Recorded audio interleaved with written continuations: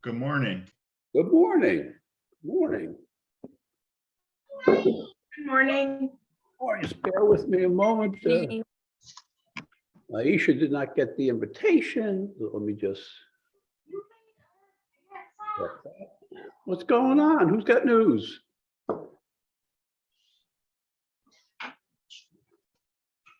No news. All right.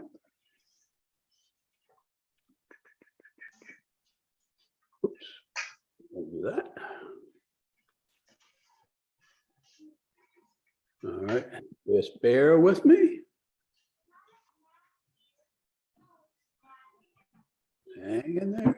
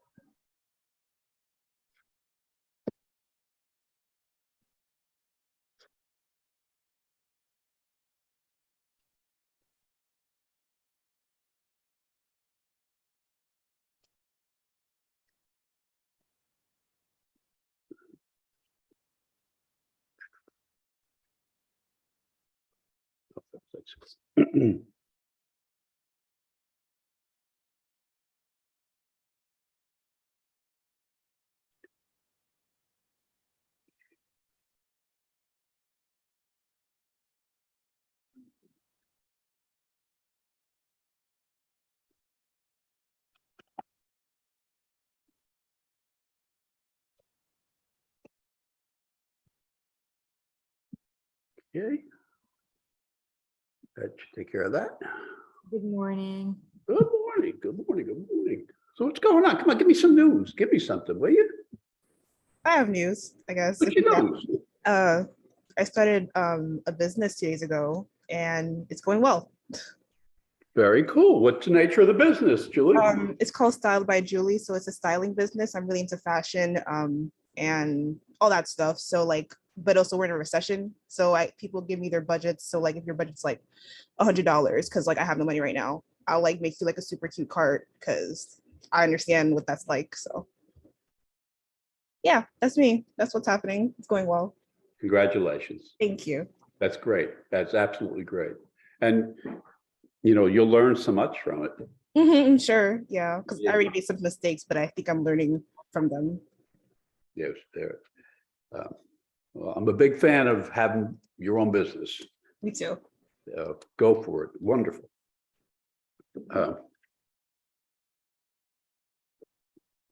So, and again, if you can be on camera, please be on camera. If you can't, that's, yeah, I get it. But so today is about, this really is about technique. And so it's different. I don't know that college is so much about technique. But this is for anyone who's, is anybody out there an athlete? No, me neither. But this really is very similar to learning how to play a sport professionally. All right. So it's not, you're not playing it. It's not an intramural game. It's a professional game. And so you can, if anybody has played tennis, if anybody has played golf, no, any sport you played, if you were to play basketball, you know, but seriously, there's technique to all this stuff. And so I think of, and I don't play golf, but I've gone out for random golf lessons. And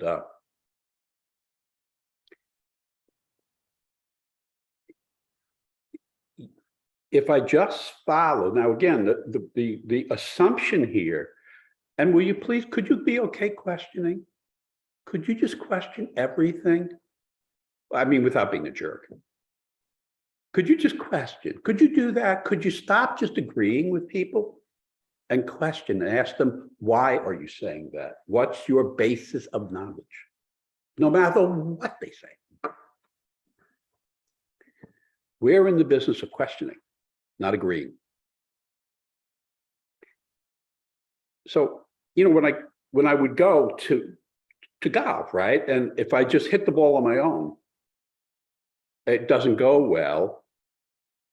And that likely because just intuitively, I'm not a golf person. I'm saying, it doesn't matter. But God didn't send me down with a golf gene, right? So you put a golf ball in front of me, you give me a club, and I'm still a kid from the Bronx, like why I'm even here. But when I listen to the pro, and the pro says, hang on to Chuckles, don't worry about where the ball goes. Okay, that's the least of your, in other words, the least of your concern is the outcome. So what I'm saying for you now on the LSAT, the least of your concerns, the very, very least of your concerns is whether you're getting it right or wrong. That's the outcome. If at this early stage, you're getting a lot of this stuff right, and a lot just means more than half. Like if you're sitting down now and you're doing logical reasoning and you're getting half of these things right, you're doing wonderfully. So it's not analogous to college. Remember, a 70 in college is a C. A 70 on the LSAT is around a 157. So 157 means a bunch of law schools with lots of scholarship money. So again, it's not, you can't, it's apples and oranges, right? But right now, we're at that first golf lesson. We're at that first tennis lesson, right? And we're talking about, well, how do you hold the racket? Because if you don't hold the racket correctly, nothing else is going to follow, right? So again, if you don't hold the club correctly, it doesn't matter. Even if you're swimming, and there's a swimming instructor there, and they're telling you, okay, well, listen, if you're going to do the, I guess it's the crawl, I don't really know the words, but to me, it's the regular, it's this, you're doing this, whatever that is. But the instructor's going to say to you, well, come up for a breath every fourth stroke or something. And when you come up, make sure you raise your body out of the water so that you can grab air. And when your hand is under the water, you want to turn it in an S shape. And like this, all the stuff, like, really?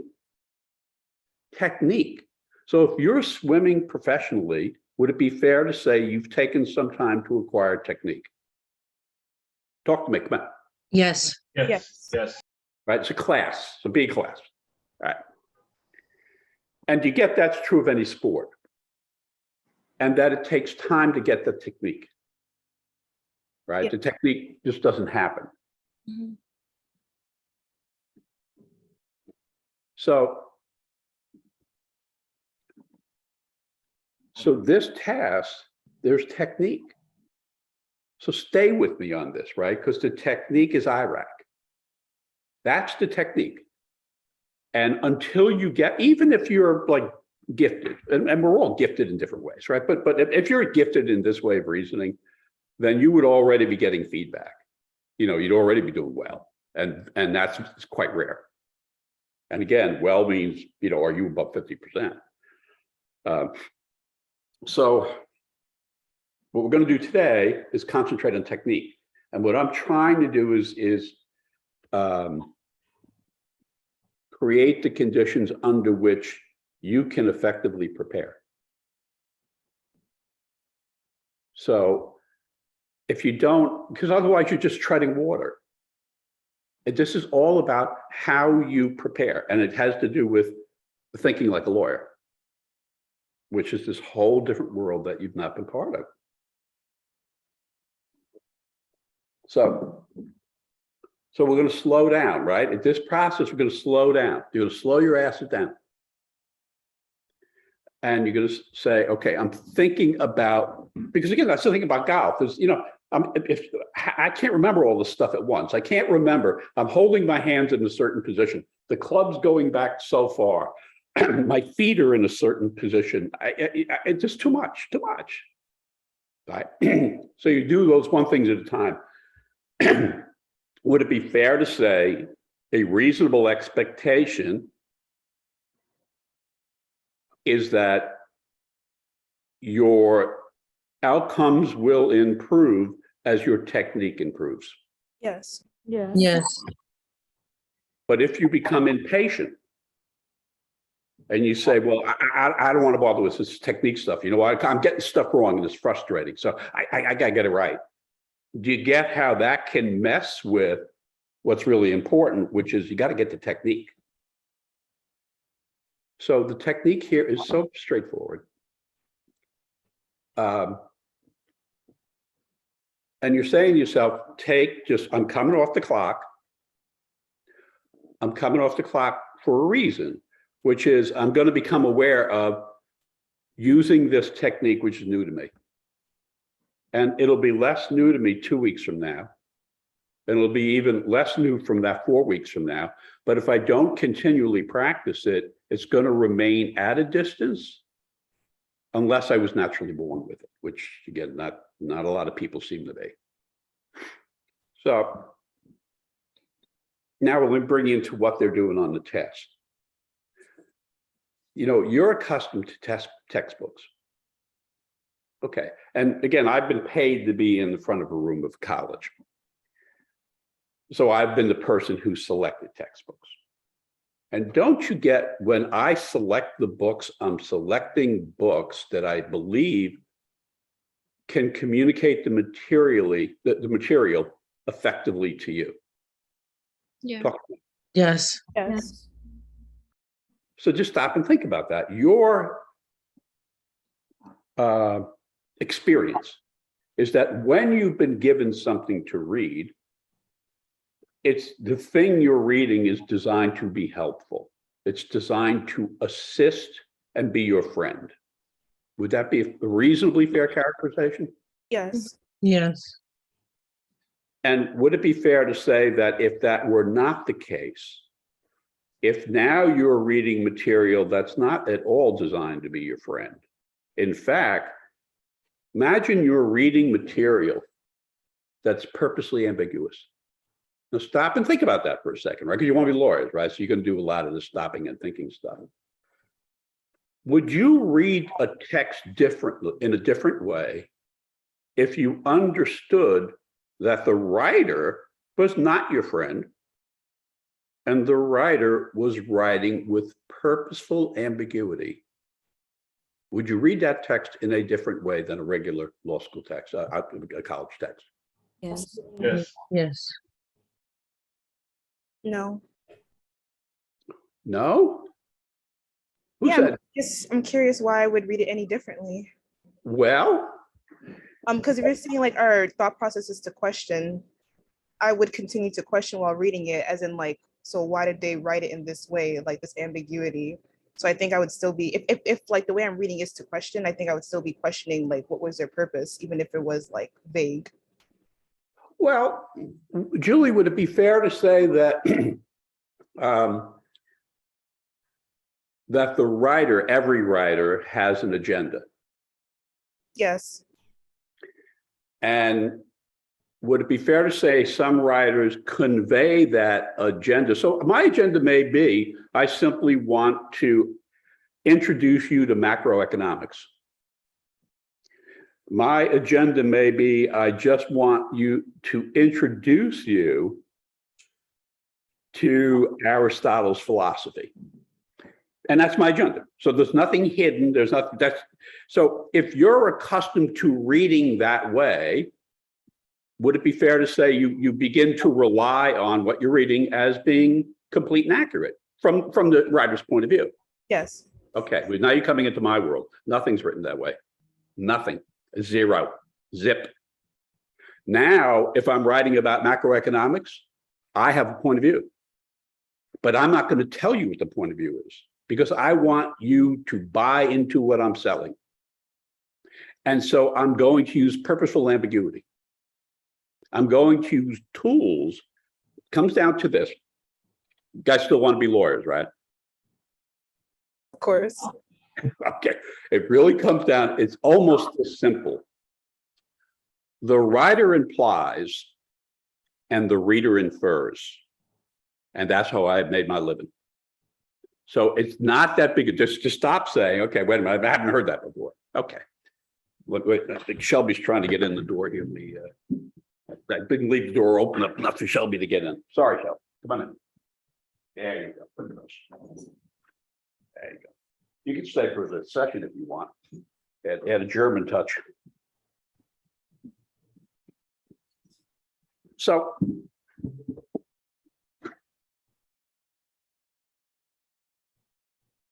when the writer is just writing to communicate, then those things coincide. In other words, what the writer implies is what the reader is going to infer, because you're on the same wavelength, right? But when I imply something and you infer something else, and there are just endless examples of this.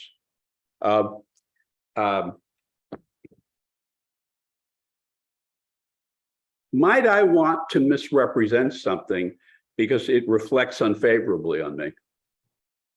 Yes. And might I not want to tell you that's what I'm doing? No. I mean, yeah, right. Yeah, right. You don't want to. Yeah. Well, welcome to my world. So, Class. See? and again, Or attorneys. I'm sorry? Okay. Just wondering where Aisha went. I think she got lost, Aisha. Well, so when you're reading on the LSAT, you're not reading the economics professor who's just trying to get to you what macroeconomics is. You're not just reading the philosopher who's just trying to get to you, here's my philosophy. That's not what you're reading. So if you read it that way, Julie, you're screwed, right? Because you're taking for granted that the author wants you to infer what the author implies. Again, the examples are endless, and it's human nature that we, so the LSAT is written with purposeful ambiguity. It is smothered in it. And all that means is that when you, as the reader, all infer means is you're taking a message away. So in other words, you're saying, here's the message I received from the writer. That's the inference, right? So I read this and I infer, meaning here's the message I think the writer sent. But do you get, if the writer is purposely misdirecting you, what you infer is not what the writer is implying, because the writer is purposely misdirecting you. So that's the world you're coming into. No more trusting. You with me? Zero. Now it's words on a page, and I need to understand specifically what these words mean in this context. You know, words have neighbors, and words live in neighborhoods. And if you change the neighborhood, the word's meaning completely, same word, but its meaning completely changes. So you have to now begin to read in the context that something is presented to you by the writer. And the LSAT score will be low if you consistently infer what the writer did not imply. So do you guys, because I mean, that really is core to what's going on. Do you guys get that? Talk to me if you don't, and we'll run through examples or something, but as a lawyer, I've got to understand what the writer is communicating, and I've got to do that with the full and fair knowledge that the writer cannot communicate to me if I'm on the other side, right? One lawyer cannot communicate to the other lawyer on opposite sides and be complete and accurate. It'd be malpractice. It would be malpractice, right? I have to represent my client. So I have to represent matters in the best light for my client, which means I have to use language, right? So much of all of logical reasoning comes down to don't get faked out. And shame on you if you get faked out. And you get faked out all the time. You just don't know you're getting faked out. I assure you, you're getting faked out. So any questions on this thing about in logical reasoning? Now, again, this is not true in analytical reasoning, much less true in reading comprehension. The voices are different. The voices in analytical reasoning are statutory. They are what they are. There's no agenda there, right? The voices in the reading comprehension section tend to be academic. So the academic has views, but for the most part, that's pretty directly expressed. There may be some in there in reading comprehension where the writer is trying to fake you out, but I haven't seen very much of it. So it's such a great test. It's an interesting test for sure, because you can't use the same set of eyes in reading comprehension for logical reasoning. You can't, because the writer has a different purpose. And the logical reasoning section, to me, is the section most reflective of your everyday practice in law. So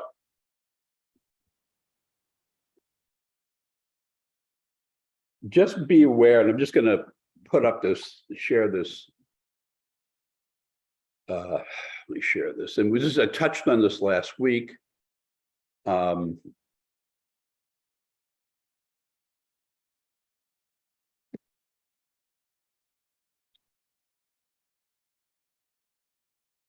You guys can see the screen now, yes?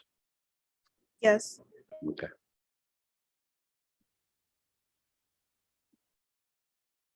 So, I do have a question. okay. It's more on the style of the class. Would you prefer that we take notes while you go to these, like to this specific note document, or is this something we could find after and we could like take notes afterwards? What would you prefer? What do you recommend? Well, Julie, I prefer how you learn best. So each, we all learn, my experience informs me that some of us learn more effectively when we're taking notes contemporaneously. Some of us learn more effectively when we reflect on what we've heard and we take notes after the fact. Some of us don't take notes at all. So it's really what's going to work for you. If the writing of the note takes your attention away from the spoken word, then that's a balance that has to be struck, right? But if you're taking the notes contemporaneous with the speaking of the words, well, then they're contemporaneous notes. Whereas in the world of law, there's a reason after every interview, an investigator is, whether it's on the FBI or DA's office, wherever, if we're finished with an interview, right, I'm not taking notes during that interview, but the moment that interview is over, I'm putting pen to paper. So there is benefit in something being contemporary, meaning it's occurring at roughly the same time. But we really do all learn, we learn through listening. I learn a lot in audiobooks, so I'm not writing, I'm not even seeing, but I learn a lot by listening. I learn a lot visually, where sometimes there are things I don't understand when I'm listening, when I need to see something. But with respect to the taking of notes, it's really individualized. So does that answer your question? It does, thank you. So all I want to get, again, I don't want to beat this, but this is, you're coming into this world where you can forget the stuff in green, forget, because that was just an example. But the way logical reasoning is working, right, is here's, your world appears you're always doing the same thing. You're weakening an argument, strengthening an argument, identifying a flaw in an argument, an assumption in an argument, or you're drawing the argument's conclusion. There are other stuff you're doing. You're identifying principles and paradoxes and parallel reasoning and role in the argument. There are a bunch of other stuff. But this is the core. And this is the core of life, of the life of a lawyer. And so just, if you can just begin to incorporate this into your present world, and conclusions should be the end of an argument. In other words, it's not the conclusion I care about, it's the reasoning. And does it make sense that the more complicated an issue is, the greater uncertainty there's likely to be? Does that kind of make sense? Talk to me. Yes, yes. It does. Does anybody need Aristotle for that? No. Okay, so, but then take a step back where you have a very strong conclusion. And if it's in the form of a slogan, you don't have a conclusion, you have a slogan. But where you have a very strong conclusion on a very complicated matter,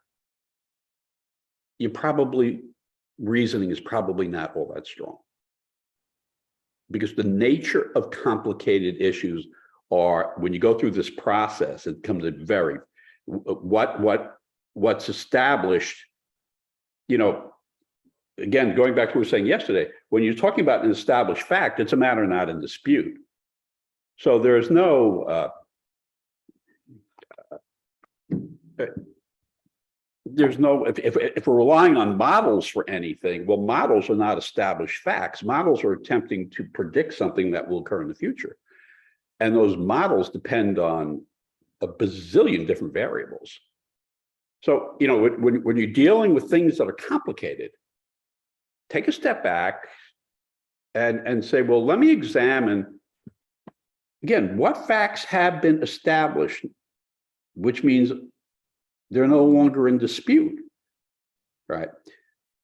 Then it goes to, okay, what's implied by those facts? So in other words, in my hypothetical here, if somebody were arrested and on an intoxilizer, they blew a 0.27. Well, if you blow a 0.27, you have an awful lot of alcohol in your system. And the law makes it you'd be in violation of law if that were 0.06.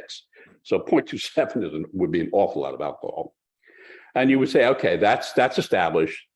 I can attack the intoxilizer. That means a lawyer would say, well, I accept that the intoxilizer says 0.27. The intoxilizer is the machine you would blow into, right? Hopefully none of you have done that.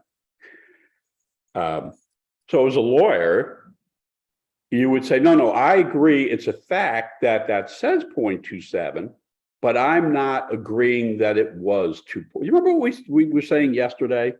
When I showed the time, and I was saying, well, the time said whatever it said, 10:07 or something, right?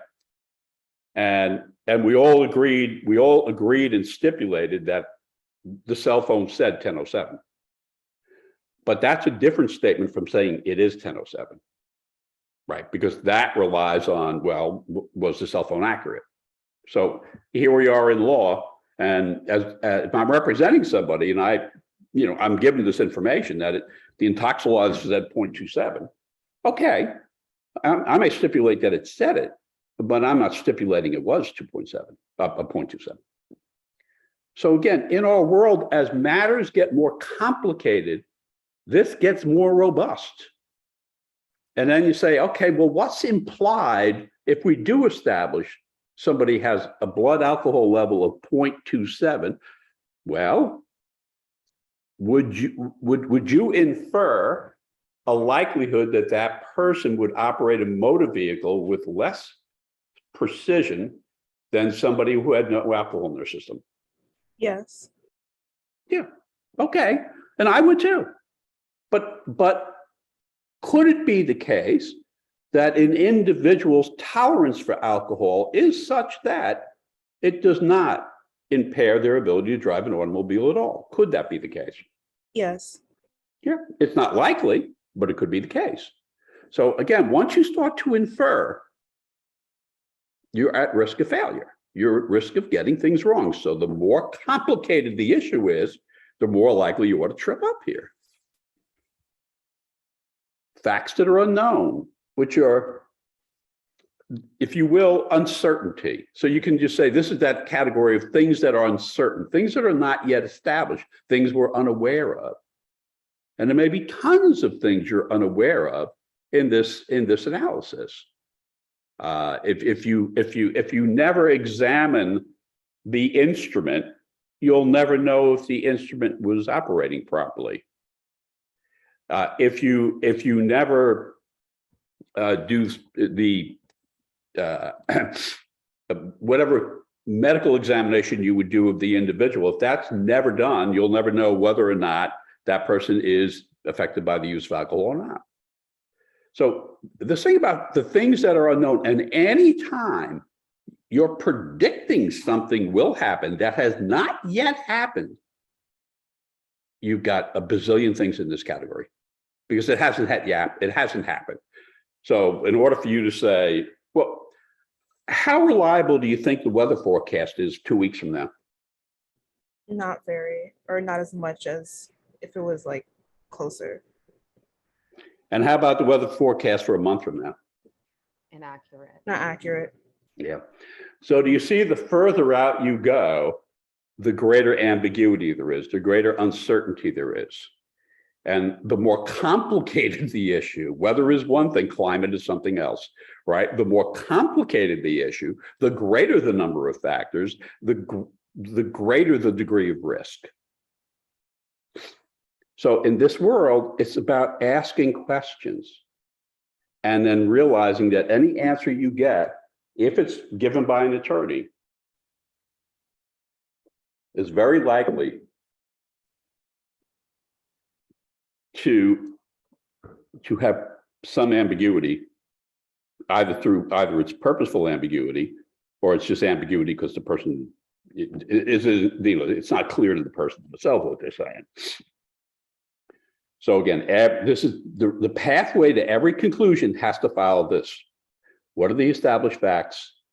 What facts can, again, it's going to be implied by the writer and inferred by the reader. And if you screw this up, you're toast. In other words, if you infer what was not implied, you're dead. All right.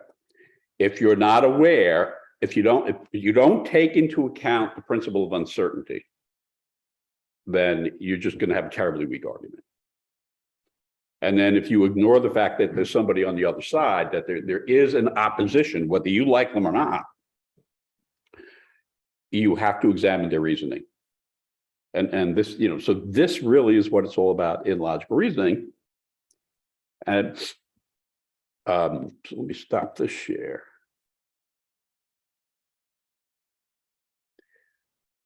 Does that make sense?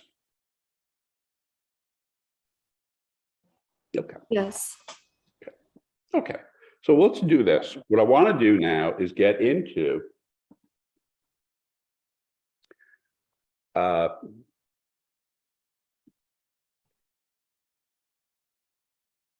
how we use IRAC. And what I want you to be doing going forward. In other words, think about technique, think about slowing down. You don't concentrate on, if you're getting stuff right, that's great. But that's not really what it's about. Eventually that golf ball will go where you want it to go if you follow the technique.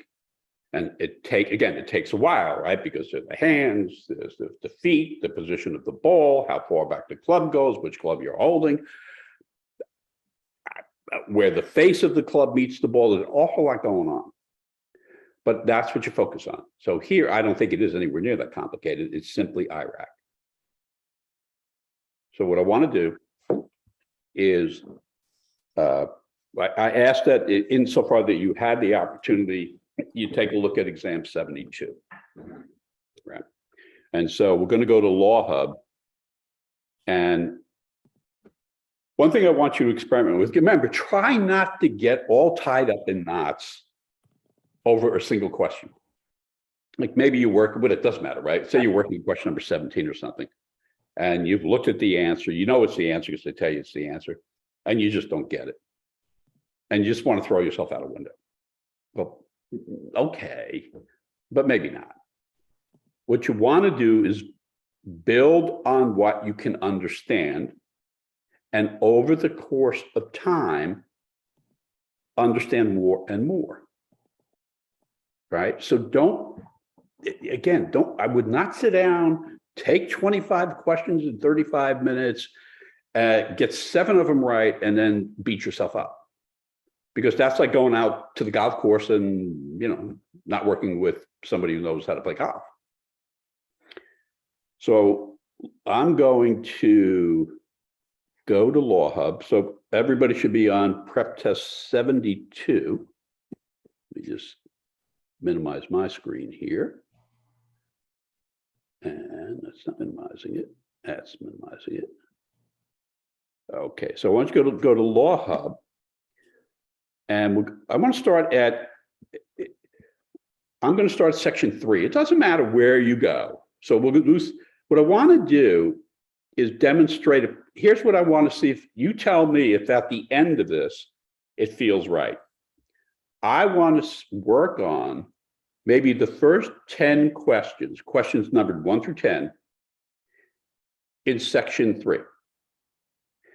Then I want to work on questions 1 through 10 in section 2, same exam, right? And the proposition, so the proposition I want to test with you is by the time we get to the end of this, do you have a sense that this is doable? And we're just going to use IRAC over and over. Just follow along with me. And anytime you have a question, let me know. And then what I want you to do going forward is to repeat this exercise on different exams. So I'm picking in logical reasoning, we're only talking about logical reasoning here, right? I'm picking questions 1 through 10, and I'm not going past that right now. And the reason for that is the test is designed so that the questions that are assigned higher numbers, specifically, say from number 14 or something, 14 or 15, overall have a higher degree of difficulty. Okay, so there are exceptions, but overall they have a higher degree of difficulty. So what I'm trying to do here is, if I were you and I were learning this, right, I'd say, well, you know what? I'll get to the more difficult ones. I'm going to get there, but my journey there is going to be helped if I have control of arguments that, for the most part, again, there are exceptions for sure, but I want control of what is designed to be controlled. In other words, a lot of the test is designed so a regular person like me can get them right. And then there's a bunch of the tests where it's not designed that way. So what I want to do in logical reasoning, since the evidence is pretty clear, the level of difficulty is not as high in questions 1 through 10 as it is, say, 15 through 25. So as I begin preparation, I want to do questions 1 through 10. Maybe I do prep test 72. Then I do 73. Then I do 74. Now, you can, if you want, you can jump right up to 78, because that's where the videos will be. The videos will begin at 78. So when you get to 78, you're going to have all of my explanations, because you're just going to go into the logical reasoning library and they're going to be there. But what you want to do, I think, before that is just get the mojo, get like, okay, this is how it works. So you do this any old way you want. My initial suggestion is go to an exam. There'll be 2 logical reasoning sections in it. Work with no time, forget the bloody clock, right? It's technique. Work with questions numbered 1 through 10 in one section, and then questions numbered 1 through 10 in the second section. You can always come back and answer the remaining ones at some other time. And then when you have evidence that you're getting a lot of these right, okay, well, now go into the deeper end of the pool. But we don't need to be in the deeper end of the pool right now. Okay, any questions on that? Okay, so I'm clicking on 72. And I'm going to go here to section 3. And here's how you do it. So again, don't worry about taking this under time conditions, just you're taking it not under time conditions. Okay.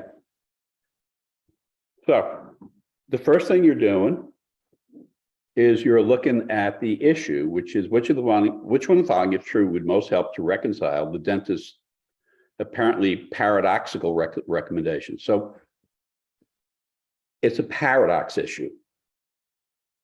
On your test, maybe you'll get, like if you had 2 logical reasoning sections, you might get 3 of these in 2 sections. So whatever, again, just work with me. If you're going to answer, if you're going to solve the paradox issue, would it be fair to say you have to understand what a paradox is? Absolutely. Yes. Okay. And anywhere on this test where you're reading language, not nouns, but so like writing capital letters somewhere, nouns don't matter. On this test, nouns don't matter. You with me? They're going to have these horrible, horrible nouns that don't matter. Adjectives matter. Adverbs matter. Nouns do not. So a paradox, and again, you can consult the document I sent you where each issue, there's going to be a description of it. So the document you got last week, there'll be something about the paradox. So a paradox is simply an apparent contradiction. That's all. Meaning it's not a contradiction. It's just like, really? I mean, you're reading this and say, well, I'm missing something. Yes, you are.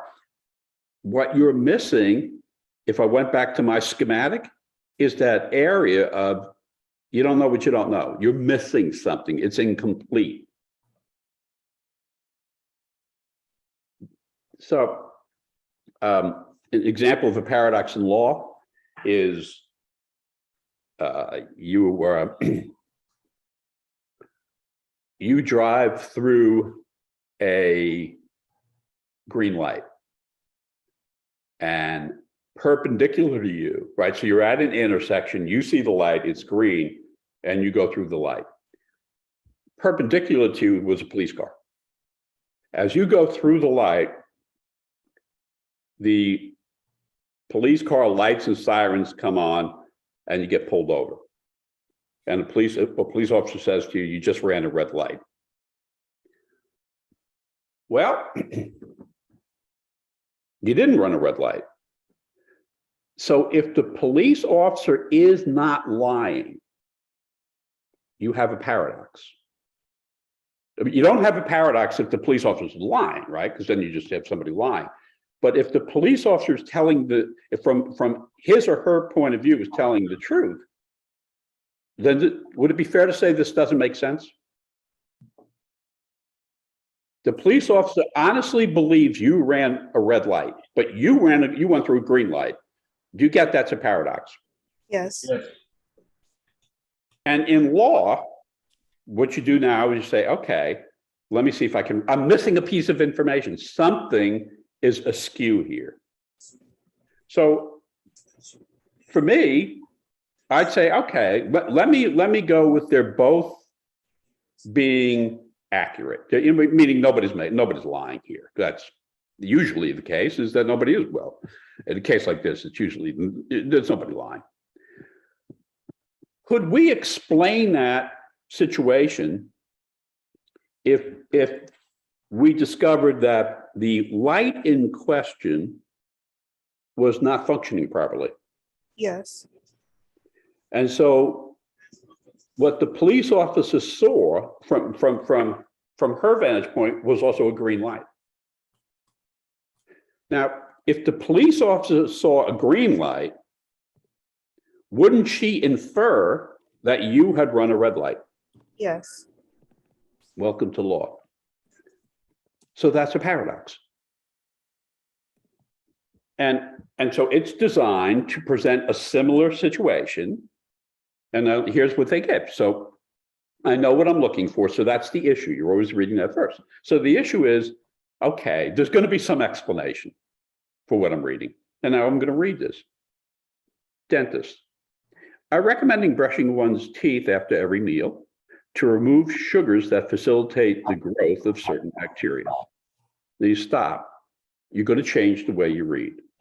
Doesn't this first sentence tell you that sugars create bacteria? Yes. So it's almost like A going to B, right? Sugars create bacteria. Okay. Then there's a semicolon. You stop. These bacteria produce acid. Now, haven't you gone from sugars to bacteria to acid? Yes. Yeah, this is the way you have to reason, right? So it's A causing C, right? It's now the sugars are causing the acid through the bacteria. Okay, so it says here that the bacteria produce acid that dissolves minerals in tooth enamel. Now you got A, the B, the C, the D. Do you see how much information is in here? You start out with, okay, the dentist says, I recommend brushing one's teeth after every meal to remove sugars that facilitate the growth of bacteria, certain bacteria. These bacteria produce acid that dissolves mineral in tooth enamel, resulting in cavities. So we go from sugars to cavities, and it's like in a straight chain. The way law works, each fact is a link in a chain. So if I take any of these out, the whole thing collapses. So you have to establish each and every one of these claims, and there are 4 claims in this one sentence.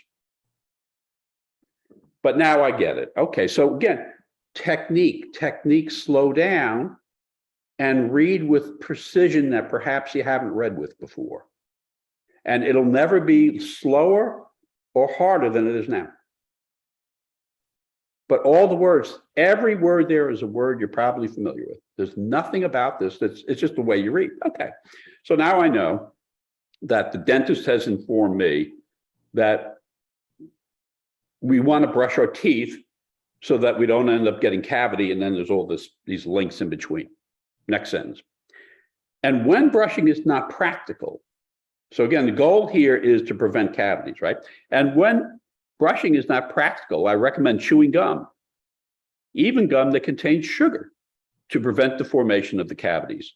Would it be fair to say that that is a paradox? Yes. Right? Because now you're saying, wait a minute, Chuckles. You just told me in the first sentence to remove the sugar, right? Now you're saying to me, no, have gum, which has sugar. Show me your license, will you? Okay. So in order to solve this paradox, it does make sense to recommend chewing gum when you don't have the ability to brush your teeth. Stop. Again, you don't look at the answer choices. Screw the answer choices. You say, doesn't it have to be the case that the chewing gum somehow impacts what's going on? Meaning, what brushing did is that it removed the sugars, right? You're bringing the sugars back, but then it facilitated the growth of bacteria, and the bacteria produced acid, and the acid dissolved the enamel, resulting in cavities, right? So if the chewing gum did any of that stuff, as well, then it would reduce cavities. So if the chewing gum produced the bacteria, or if the chewing gum produces the acid, or if the chewing gum dissolves the minerals, if it does any of those good things, then in the absence of brushing your teeth, wouldn't it make sense to have chewing gum? Yes. That's going to be the answer. So I don't know where they went with this, but this is what you take your time with. You can, your IRAC is, I've taken the issue, it's a paradox, and I understand what a paradox is. If you don't understand what a paradox is, you're screwed. Now I apply the issue to the rule. The rule is the argument. And I read the argument like a lawyer reads an argument, which is textually, right? So I got what the dentist said. I got this chain of events that happens when I brush my teeth, right? And at the end of that chain of events, you're preventing cavities. And then the doctor's saying, okay, but when you can't brush, chew gum. But one of those things is that chew gum produces sugar, which is not good. But then you look at, but what does the chewing gum do to the other chains of those events? Does it trigger one of the other links, which is going to reduce cavities? So now I read for that. A piece of chewing gum that contains sugar contains far less sugar than the average meal. That's not helping me understand how the sugar is helping fight cavities. B, tooth decay can be stopped and reversed if it is caught before a cavity develops. Well, that's true in regular life, but who cares about regular life? What has that got to do with the rule that you've been presented with? What the rule is, brush your teeth when you can. It'll help prevent cavities. But if you don't have the toothpaste, grab some chewing gum.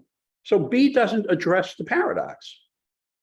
C, chewing gum stimulates the production of saliva. See, A causes B. Think of links in the chain, right? This is A brings about B. So now I have saliva, which reduces, so that's the saliva, which reduces acidity in the mouth and helps remineralize tooth enamel. Well, if it does all those things, isn't it going to help prevent cavities? Yes. Yes. So what's the answer? C. And yep, and I'm not going to go past that now. You should definitely, when you're preparing, go past that. The test is psychometric.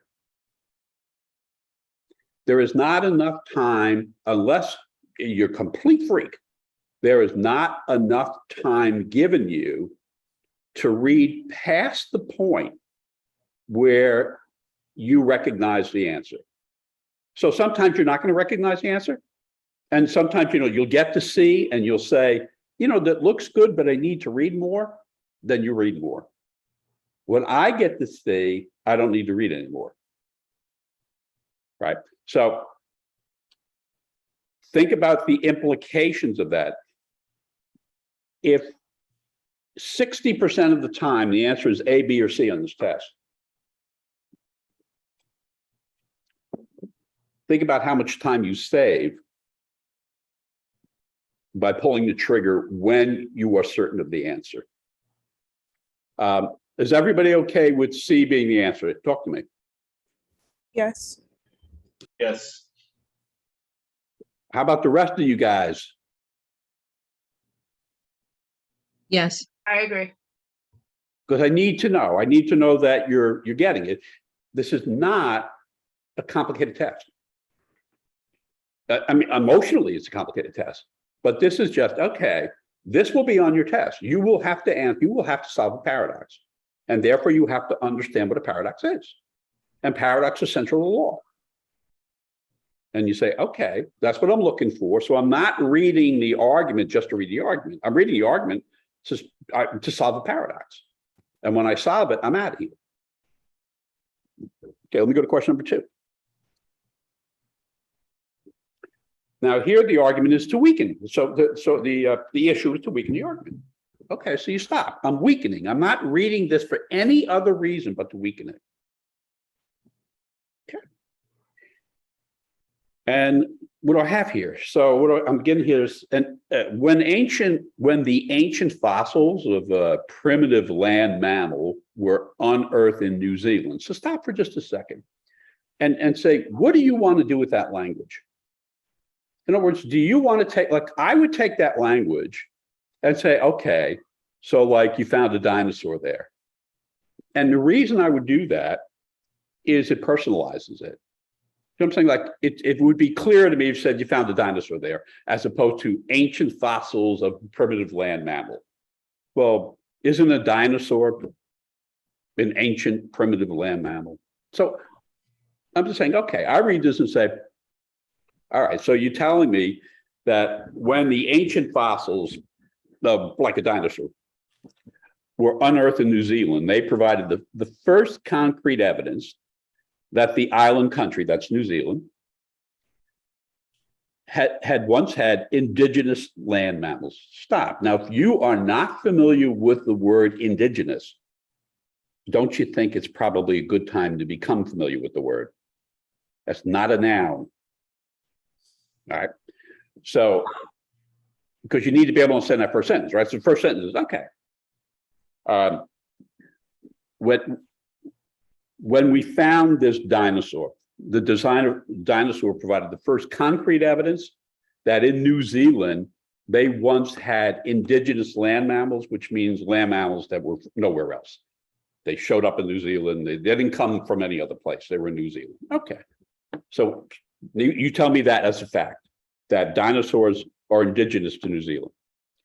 Until that discovery, New Zealand had no native land mammals. So until we found the dinosaur, we were not aware that there were any land mammals native, which is indigenous to New Zealand. Okay. Now, you didn't tell me when you found the dinosaur, but you said when you found the dinosaur. To the best of our knowledge, that was the first land mammal you found. Okay. So I've given facts, 2 sentences of facts. The conclusion here is the discovery thus falsifies the theory that New Zealand's rich and varied native bird population owes its existence to the lack of competition for mammals. You got to stop. You said, no, wait a minute, whoa. We're talking about the mammals, and now you're talking about the bird population. So you got to say, okay, let me get, because this is the conclusion. And they're saying, so because we found this dinosaur, we can reject the theory that New Zealand's rich and varied native bird population owes its existence to the lack of competition from the dinosaurs and from other mammals. Okay. And we want to attack this. So doesn't this argument assume that there were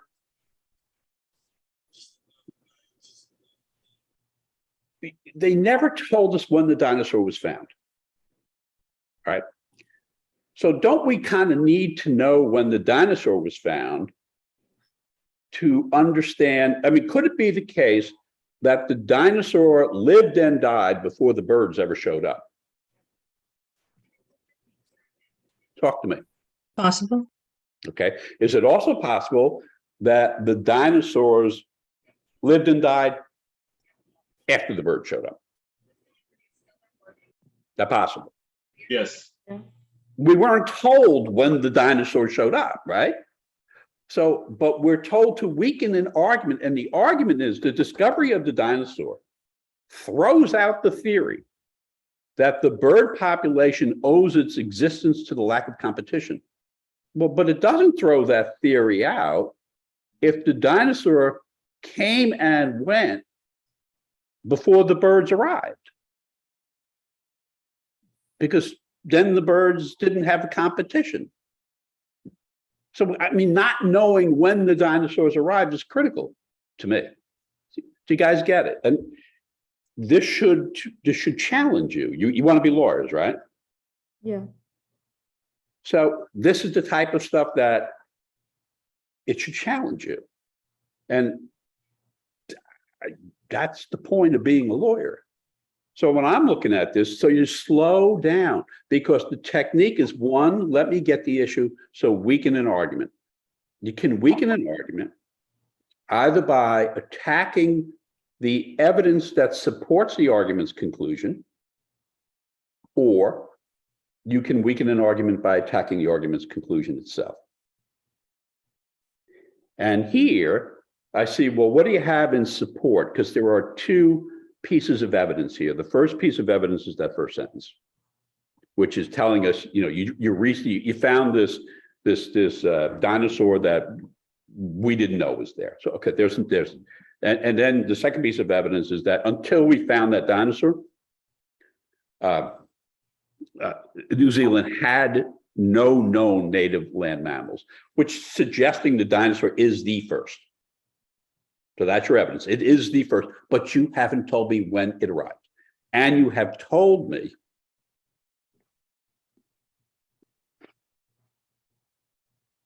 as a result of that, in your conclusion, that so we cannot now conclude that the reason New Zealand has all these birds and stuff is from lack of competition. Because we found the dinosaur, to which you would say, but Chuckles, dinosaurs are extinct, in case you haven't picked that up. Couldn't it be the case that the birds arrived after the dinosaurs went extinct? This takes time. And breaking it down and understanding it, it's written to require you to think this way. So now I got it. And now when if I look and I say, well, does A weaken the argument? The unearthed land mammals is only one of several ancient land mammals that were indigenous to New Zealand. Okay, that's not helping me. That's not that I need to understand the birds and when they arrived. B, the recently discovered land mammals became extinct long before the native bird population was established. How does that sound? Better. Yeah. Because if B is true, then the bird population does in fact owe its existence to the lack of competition for mammals. Talk to me. So, or don't. Yes. Well, Julie, you always talk to me, and you should keep that up. And Marcos talks to me, but the rest of you guys. So this is what I want you to practice, and it's going to take forever, and that's fine. You're changing the way you read. Let me go to number 3. Again, anyone who doesn't understand how I'm getting to an answer, just let me know. 3. I do have a question though on question 2. Okay. So initially, I looked at answer A, and my thought process was that the paragraph was assuming that there's a direct correlation between the, I guess, proliferation of birds, like due to, I guess, the ancient fossils, like, like the mammals being extinct, I'm assuming. So for A, I was assuming, I mean, I agree with B, but A, I was assuming that they were assuming that because of that correlation, well, if there was another, Right. Yeah, right. If there was another animal, I'm sure that played a part. So I guess something when I was doing my practice test, I noticed that there was usually 2 answers that just really were always like kind of close, but one was always better than the other one. So for me, this was A, because I could see how someone can use A to weaken the argument. Okay. But A really doesn't address the argument's conclusion. I get it. Yeah. Yeah. And to your point, Julie, Mhm. the issue, so this term about this, what messes people up sometimes is the assumption that there either always are or almost always are 2 close choices. Because if you accept and embrace that assumption, you end up reading every choice on every question. Mhm. So I think the more precise way of understanding that is some issues can only have one answer. Some issues can have more than one answer. So if you look at the major issues on the test, question number 2 says, which of the following most seriously weakens? So that issue invites caution, because you're absolutely right. A could weaken a premise. I don't see A really weakening a conclusion here. I see A as it actually doesn't weaken a premise. It actually adds to the premises of the failed argument, right? So it's actually, I would like to have that fact. In other words, if I were trying this case, I would like to have A as an additional fact. Having said that, it really doesn't address the conclusion, which has to do with the timing of things, right? Whether there was 1 species or 46 species, you have to establish when were they there, according to the argument's conclusion, right? But think of it this way: an issue where there can only be one credited answer choice frees you from this. Well, then you go to definitions. So an assumption is something that is necessary for an argument. You can't have 2 answers, because if it's necessary, it means it's essential, right? So there is no assumption issue that has 2 possible answers. A flaw is fatal. But you can't, A and E both can't be fatal. Then A and E can't both be necessary, because, right, then you'd have 2 answers. So when you think about, and this will come with time, flaw issues, if A is the answer, you pull that trigger. Assumption issues, if A is the answer, you pull that trigger. Which of the following must be true? Well, A and E can't respond in the affirmative to that. If A must be true and E must be true, the test is all screwed up, right? So, so think of these categories: flaw issues, assumption issues. Now, must be true, if I want to use ambiguity, I can ask you the very same question by changing the wording. So if instead of saying must be true, I say to you,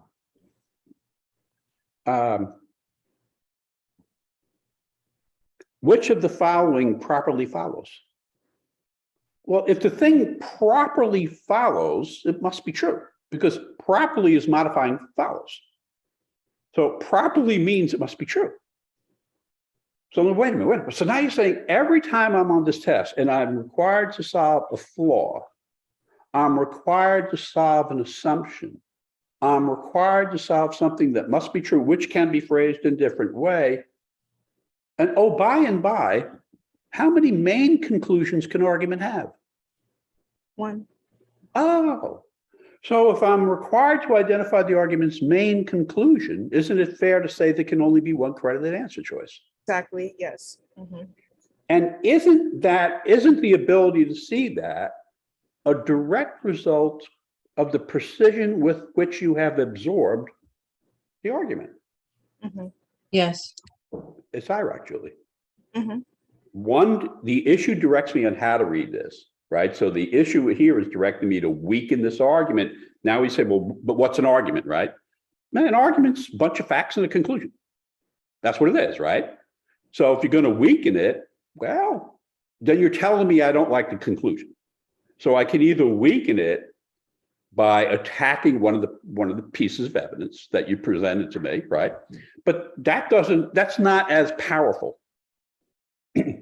as weakening it. And right, you can when you strengthen it, when you strengthen a premise in an argument you're going to weaken, that it weakens your argument that the argument is weak. But the argument's conclusion, if the most direct way to weaken an argument is to go to its conclusion. Now, that's not always going to be the answer, right? But these things, weakening a premise or influencing a premise, is not as effective as going directly after a conclusion. So again, for everyone, just anticipate this is going to take a while, right? Just anticipate you're going to give yourself to January to get this done, maybe even beyond that, right? But what you're doing is you're changing the way you read. You're changing the way you're right. You will be changing the way you're right. You're changing the way you think, right? And it's you're going to find if you do this, you're going to be a lonely voice in the choir, because for the most part, again, complicated. Don't you think complicated issues are complicated for everybody who's addressing them? So you may be relying on authority, where the authority you're relying on has little to no real understanding of a complicated issue. Because there are a handful of people who may understand this stuff. So, so Julie, have I answered your question about A and B here? Yes. Yeah, and again, I think it's really important, that's everyone, is get that when you read with this type of precision and the issue presents you with a flaw, with an assumption, which something that must be true, or with the author, or with the argument's main conclusion, there can only be one credited answer. And for the rest of it, you can still be aggressive, responsibly aggressive. But even where it's theoretically possible, there's a second choice. If you're certain of what you've read, as I would have been here, then you should pull the trigger. But this takes time. Okay, so question number 3. And 3 is, which of the following most accurately expresses the conclusion drawn in the rest? So all I'm doing here, I'm going to have this answered before I ever look at an answer choice. So the conclusion is the thing being explained, right? It's okay. Everything else is doing the explaining. So let me see what I have here. So restaurant owner says, the newspaper reporter who panned my restaurant acknowledges having no special expertise about food and its preparation. Stop. So that's just descriptive, right? The owner is saying that the reporter acknowledges, right? You know, look, I don't have any special expertise. So that's a fact. That's not the argument's conclusion. It's a fact. Okay, next. His, meaning the newspaper reporter, his previous job was as a political reporter. It's descriptive. It's just, whoa, don't overthink this. It's just, that's a fact. So it's not the answer, because the answer is what's the conclusion. Okay, you've given me 2 facts so far. He is a good writer. Now that's a conclusion. He is a good writer, but it doesn't stop there. It goes on to say he is a good writer, but he is not a true restaurant critic. That's the important sentence. Because when you say he is a good writer, if you stop there, if there wasn't that comma, that would be the argument's conclusion. But you have that comma. And that comma modifies he is a good writer by adding, but he's not a true restaurant critic. So the argument's conclusion can be expressed in one of 2 ways, because that's it. I mean, I'll keep reading, but that's it. The argument's conclusion can be expressed in one of 2 ways, which is the entire sentence, he is a good writer, but he is not a true restaurant critic. Or he is not a true restaurant critic. But do you see how the second clause, starting with the word but, extends the meaning of that sentence? So it's no longer about his being a good writer. It's now about he's not a true restaurant critic. And now I'm going to read this final sentence, and it's going to tell me why he's not a good restaurant critic. It's going to address that. And it says here in this final sentence, a newspaper would never call someone a drama critic who had no special training in theater. Right, that's an analogy. And analogies are all over this test, and analogies are a terribly important part of law. So when you break this argument down, the first sentence is a piece of evidence. The second sentence is a piece of evidence. The third evidence contains the argument's conclusion, because you're now saying he's not a true restaurant critic. And the fourth sentence is evidence in support of he's not a true restaurant critic. But the fourth sentence being, you would never call drama critics someone who has no special training in theater. So the conclusion is going to be the third sentence, either the complete sentence or the clause that takes control. And the clause that takes control is the but. Do you guys see that? Yes. So then I'm just looking for that. And what do I have here? A, the newspaper reporter who panned the restaurant acknowledges having no, that's a piece of evidence, not a conclusion. B, the previous job of the reporter who panned the restaurant was political reporter. That's a piece of evidence. You get it? That's evidence in the argument. It's not the argument's conclusion. C, the restaurant reporter who panned the restaurant is a good writer. Well, that's a characterization which makes it a live possibility for a conclusion. It, however, ignores the but. D, the newspaper critic who panned the restaurant is not a true restaurant critic. That's the answer. And you know that's the answer because the last sentence lends support to that part of the claim which says he's not a true restaurant critic, which is E, a newspaper would never call someone a drama critic who had no special training in theater. And the purpose of that final sentence is to lend support to the second clause in the third sentence that he's not a true restaurant critic. So the answer is D. Talk, me, you guys see it? Yes. Yes. Okay, so I'm going to let me just go back here. I need to see you all.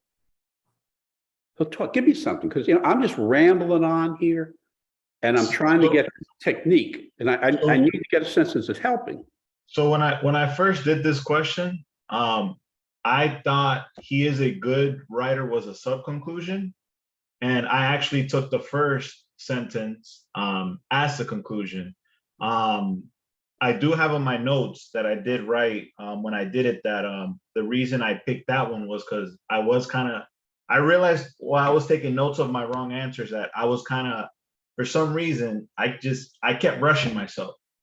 And even though I knew I wasn't timing myself, I just still felt like I had to rush to get the answer. Because then eventually I felt like if I was stuck on an answer, or I'm sorry, a question for too long, I would start to lose my concentration and I no longer wanted to do it. But I do understand now, well, not now, but before, why A was wrong. Yeah. Julie, were you going to say something? I answered A for this question just because I took the first sentence and I thought that was the conclusion and everything else was supporting that conclusion.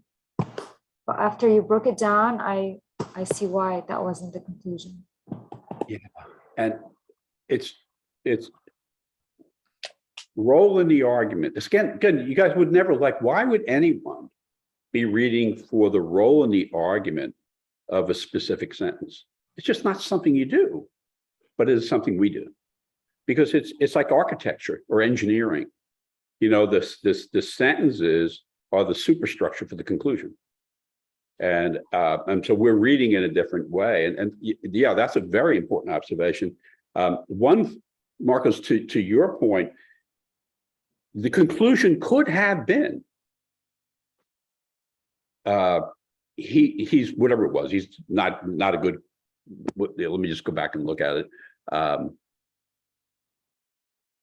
The newspaper reporter who panned the restaurant is a good writer. That could have been the conclusion, but it would have required the final sentence to support that part of it. In other words, the way you get to the conclusion is you say, well, what clause is the evidence supporting? So when the fourth sentence was an analogy, right, it was supporting the second part of that sentence. And aside from just normally, the conclusion is what you're ending on. So if there's if there's a button something, right, you just modified what you said. I might say, well, Mitt Romney is wealthy, but he's not that wealthy. Well, the but modifies Mitt Romney is wealthy. You know what I'm saying? So the conclusion really is what was the last thing you said? And then here the final sentence doubles back on it. And so the conclusion is going to be supported specifically by evidence. And yeah, Lillian, that first sentence, when you have to let the whole argument develop, because the conclusion can be anywhere. Right. So you're letting the whole argument develop and then saying, oh, yeah, that's what's going on. But like I can get lost with the evidence because I can look at any sentence and find it as supporting the conclusion. So for those type of questions, do we look at the conclusion has to be supported by analogy? Is that a technique No. to target it? It doesn't have to be supported by analogy. It has to be supported by evidence. The evidence may take the form of an analogy, but doesn't have to be an analogy. The conclusion is what is being explained. So the only thing about this argument is would go down to that third sentence. And you might want to ask yourself, well, is he explaining that the person wasn't a good writer? Or that person was a good writer? Or he's explaining, or was he explaining the guy's no true restaurant critic? And then the final sentence gives us that, because the final sentence says, well, by analogy, then you'd call this other guy good at something. So it's just using this. And again, try to think now as you prepare. Okay. Just get creative. So if you stay within the first 10 of each section of logical reasoning, right? I just think that's the best place to begin. But even within then, if you want to get creative and you want to work issue by issue, if you're trying to understand the conclusion issue, the main conclusion issue, you can just work on that. Just go to prep test 72, 73, 74, 75, 76, 77, and say, all I'm doing here is looking at when was the main conclusion issue reached, whether you want to just say in question numbers 1 through 10, or you want to say in the section. And then you work, because again, it's like, if you're going to learn to play golf, you're probably going to concentrate on your swing. And at a different time, you're going to concentrate on your grip. So when you're concentrating on your grip, you're not doing anything else, right? You're concentrating on your grip. Right. When you're concentrating on the ball placement, well, you're just concentrating on the ball placement in your feet. So I'm saying you can do this one piece at a time. And you get as creative as you can be. Right. So, but yeah, it's really important, the role in the argument, reading not just the words, but understand the design. That here, the first sentence was given to you as a fact. Second sentence was given to you as a fact. The third sentence is full of characterizations. When you say somebody's good, that's a characterization. I want you to now tell me why. But if you don't tell me why, then I'm just stuck with, okay, he's good. Right. But then when you tell me, but he's no restaurant critic, one of those two things has to be explained. And the fourth sentence explained, but he's not a good restaurant critic. Got it. All right. Yes, thank you. It's so exciting. Let's see here, let me go back here. Look at question number 4 and then we'll break. So 4, it's an assumption. So again, step back. You're going to have to understand assumptions. They're understandable. Assumptions are that, again, I go back to my drawing, right? Assumptions are, let me just share again. It's all right here. Oh, I'm looking at the Law Hub. Go here. Share screen. Here. Right here. assumptions have two characteristics. They're not stated in the argument, which means they're not known, right? So when they're requiring you to identify an assumption, it's right here. It's you don't know what you don't know. But there's a second characteristic to an assumption. It's not only something that you've left out of the argument or you passed over. It's not just that. It's something that's absolutely essential for the conclusion's validity. So it's not just helpful or it's not just harmful. It's essential, right? So those are the two characteristics of an assumption. One, it's not going to be a fact. So if it's a fact, it ain't an assumption. If it's stated explicitly, it's not an assumption because it's explicit. And two, you got to look at the argument's conclusion and you got to say, okay, this person left out something that absolutely has to be true in order for the conclusion to be true. Okay. So now I look here at, bear with me. Question number 4. And so I know my issue and now I know what I'm looking for. So it informs how I'm going to read the law. Okay. You know, it's been hypothesized. And again, any of these words that are unfamiliar to, you want to be lawyers, right? So again, nobody plays in my sandbox that doesn't have a pretty decent vocabulary. So you can get it over time, but you certainly need to know what hypothesize means. It's been hypothesized that our solar system was formed from a cloud of dust and dust produced by a supernova. I'm sorry, a cloud of gas and dust produced by a supernova. An especially powerful explosion of stars. So stop. So when they give you the little dash, they're giving you a definition. So they're not requiring you to know what a supernova is. They're telling you a supernova is an especially powerful explosion of a star. So you stop. Everywhere there's punctuation, you stop. Maybe it's only for a nanosecond, but you stop. And you say, okay, so I got that there's a hypothesis, which is basically an informed guess, that our solar system was formed by the explosion, by the supernova, this powerful star that just blows up. Okay, that's a fact. Not the, or, you know, so tell me more. Supernovas produce the isotope iron-60, which I don't care about. That's a noun, the isotope iron-6. Okay, that's nice. It produces an isotope. And so if this hypothesis were correct, that our solar system was formed by this explosion, then iron-60 would have been present in the early history of the solar system, and you stop. Now, I got that. I just see it's links in the chain, right? So you start out by, you tell me there's a hypothesis, and that is that our solar system formed from a supernova, and then they define supernova. Okay. And then you say to me, and oh, by and by, the supernovas, they produce this isotope, this iron-60 thing. And if there had been this explosion, the iron-60 would have been in our solar system at the beginning. Okay. Next sentence.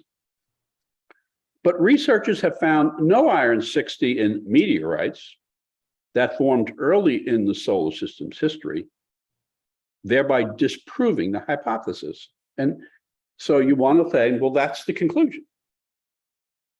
The evidence is, one, there's a hypothesis, right? That our solar system formed by the explosion of the star. Got it. Then there's a second piece of evidence. And the second piece of evidence is when you have that type of explosion, you end up with iron-60. It will be there, right?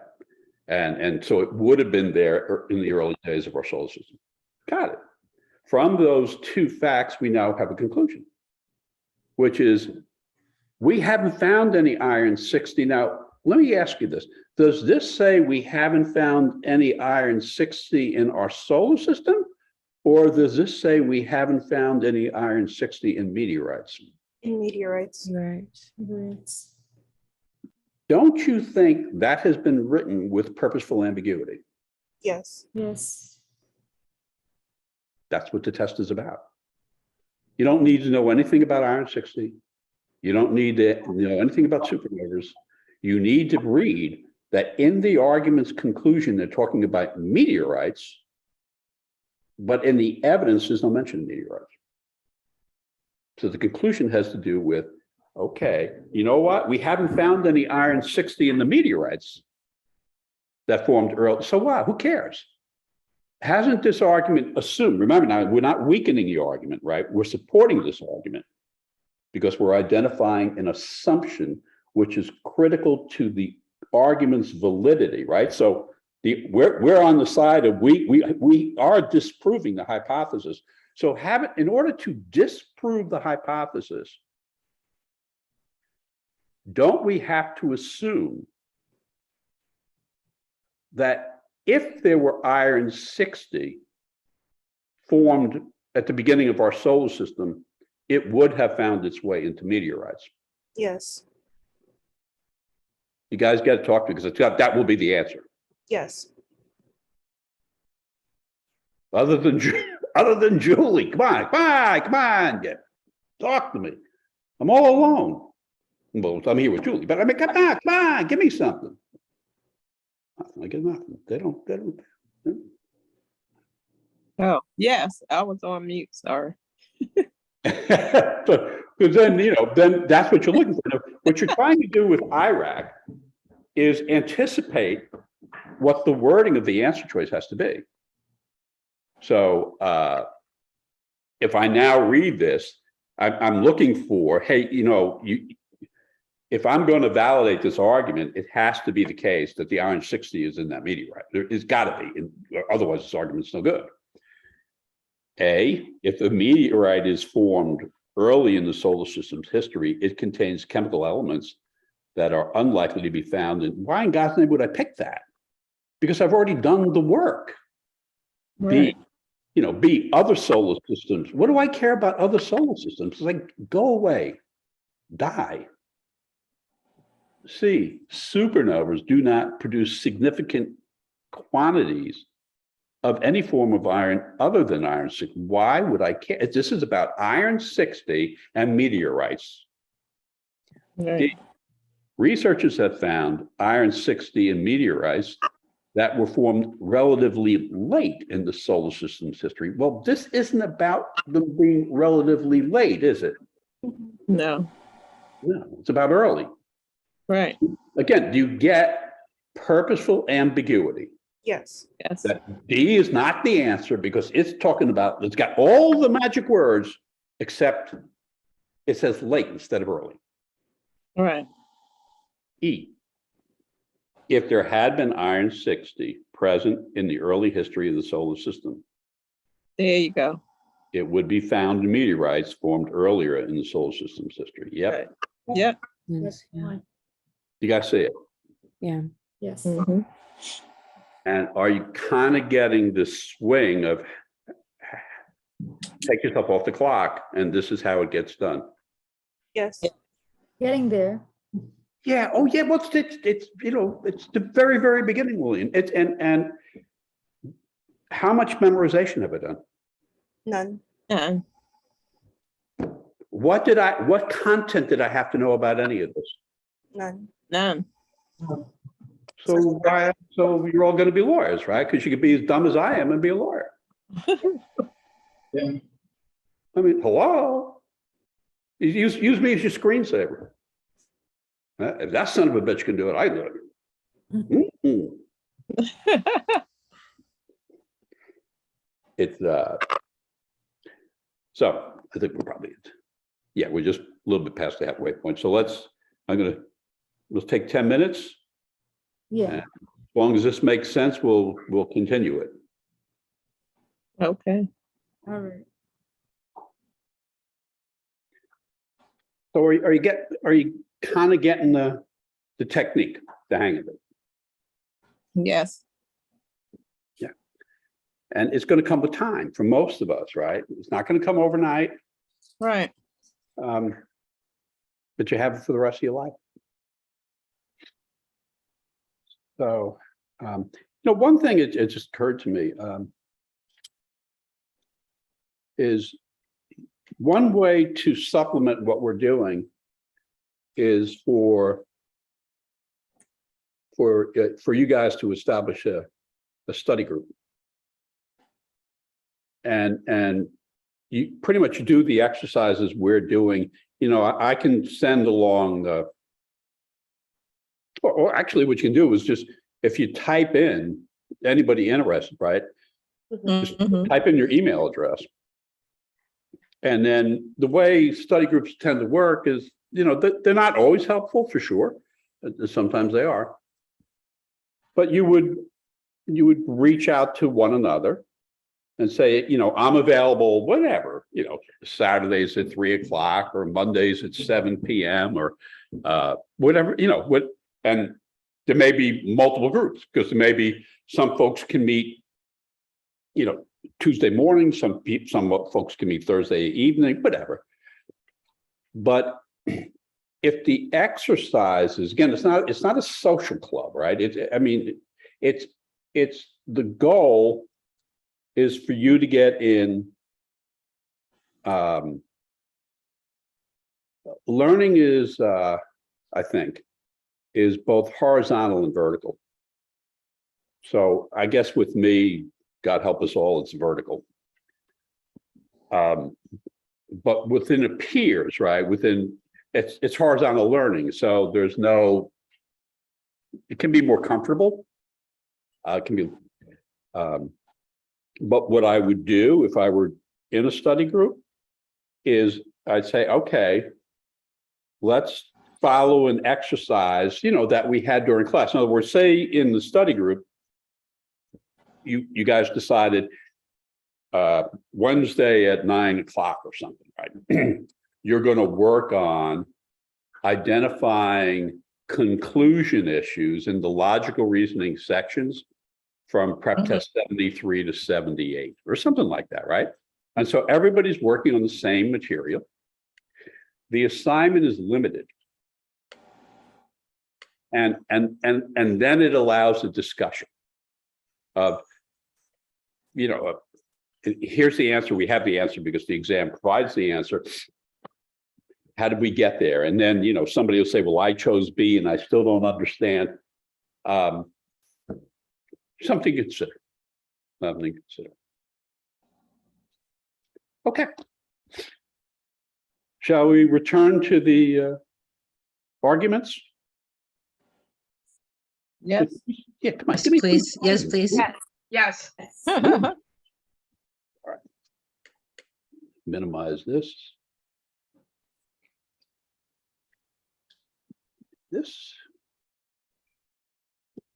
And here. Okay. So I'm taking a look at question number 5. And now the issue in question number 5 uses different language, but it's the same issue as we had in question number 1. Which one of the following, if true, most helps to resolve the apparent discrepancy in the safety expert statements? So apparent discrepancy means paradox. So it's the same issue worded in a different way. So you look at this and you're saying, oh, okay, so it's like a paradox. Yeah, it's a paradox. Okay. So I have to solve, again, what do I think in a paradox? I think it's probably a piece of information that's in that unknown area that once I know it, it solves this. Okay. Safety expert. Tuna is often treated with carbon monoxide so that it will not turn brown as it ages. You stop. It sounds an awful lot like a fact to me. And I understand it. Okay. Treating tuna with carbon monoxide does not make it harmful in any way. Okay, well, again, that sounds descriptive to me. You're just telling me that the CO2 doesn't harm the tuna in any way. Okay. Nonetheless, so now we're going to put some distance between the third sentence and the prior two. Nonetheless, there is a danger that such treatment will result in more people getting sick from eating tuna. And that's the argument's conclusion. So again, you want to be reading this and saying, okay, so what did you give me? First fact you gave me is you're introducing carbon monoxide. And you're just telling me the reason is that it prevents the tuna from turning brown. The second fact you give me is that it does no harm, right? So when you put the CO2 there, it's not harming the tuna. The conclusion, however, says nevertheless or nonetheless, there is a danger here. There's a danger such treatment will result in more people getting sick from eating the tuna. So stop. And we've been informed that the carbon monoxide prevents the tuna from turning brown as it ages. Yes? Talk to me. Yeah. Yes. Yes. Okay. Does the carbon monoxide prevent the tuna from aging? No, No, it just from stops turning it from brown. showing signs of aging. So the tuna continues to age, doesn't it? Yes. Yes. And if the carbon monoxide were not there, we're informed that the tuna would brown Yes. as it aged, Right. Mhm. but it's still aging. Yes. Yeah. And the conclusion here is there is a danger that by putting the carbon monoxide in there, people will get sick. So isn't it possible that people will be unaware that the tuna continues to age because the carbon monoxide is preventing you from seeing that? Yes. Yeah. Well, that's going to be the answer, I think. Mhm. Comes right out of the facts you're given. So does everybody see what I just did? All that's done before I look at an answer choice. Yes. Yeah, to say, okay. Yeah. So does A resolve this? Workers in fish processing plants can be sickened by exposure to CO2 if the appropriate safety procedures are not followed. What does that got to do with eating the tuna? It's like chuckles, go away. No, it's not A. B, over the last several years, tuna consumption has increased. What does that got to do? It's like, cut me a break, will you? Moron. C, tuna that is treated. Now, this sounds closer. Tuna that is treated with carbon monoxide provides no visible indication when it has spoiled to the point it can cause food poisoning. How about that? Yes. Yes. And it's like, bye-bye. Now, again, theoretically, choice D or choice E could be more compelling. And I'll take my chances. It's sort of like getting hit by lightning. Would it be fair to say that choice C is quite strong? Yes. Yes. And would it be fair to say that choice C comes as no surprise because we've already applied the issue to the rule? Correct. Yes. So it's your technique. Yeah. It's not going to happen overnight, but it just changes the whole way you look at this test, because most people are looking at this test like, the answer is going to set off some kind of, the power is in the answer. No, no. The answer simply confirms what your mind has already produced by applying the issue to the rule. Yeah. Okay. And again, I'll be happy to go over. If anybody's unclear about anything, just stop me and we'll go over it. I'm a little unclear. I think I'm reading too much into it. Okay. Talk to me. So we're saying, well, the expert is saying that tuna treated with carbon monoxide will not turn brown, Right.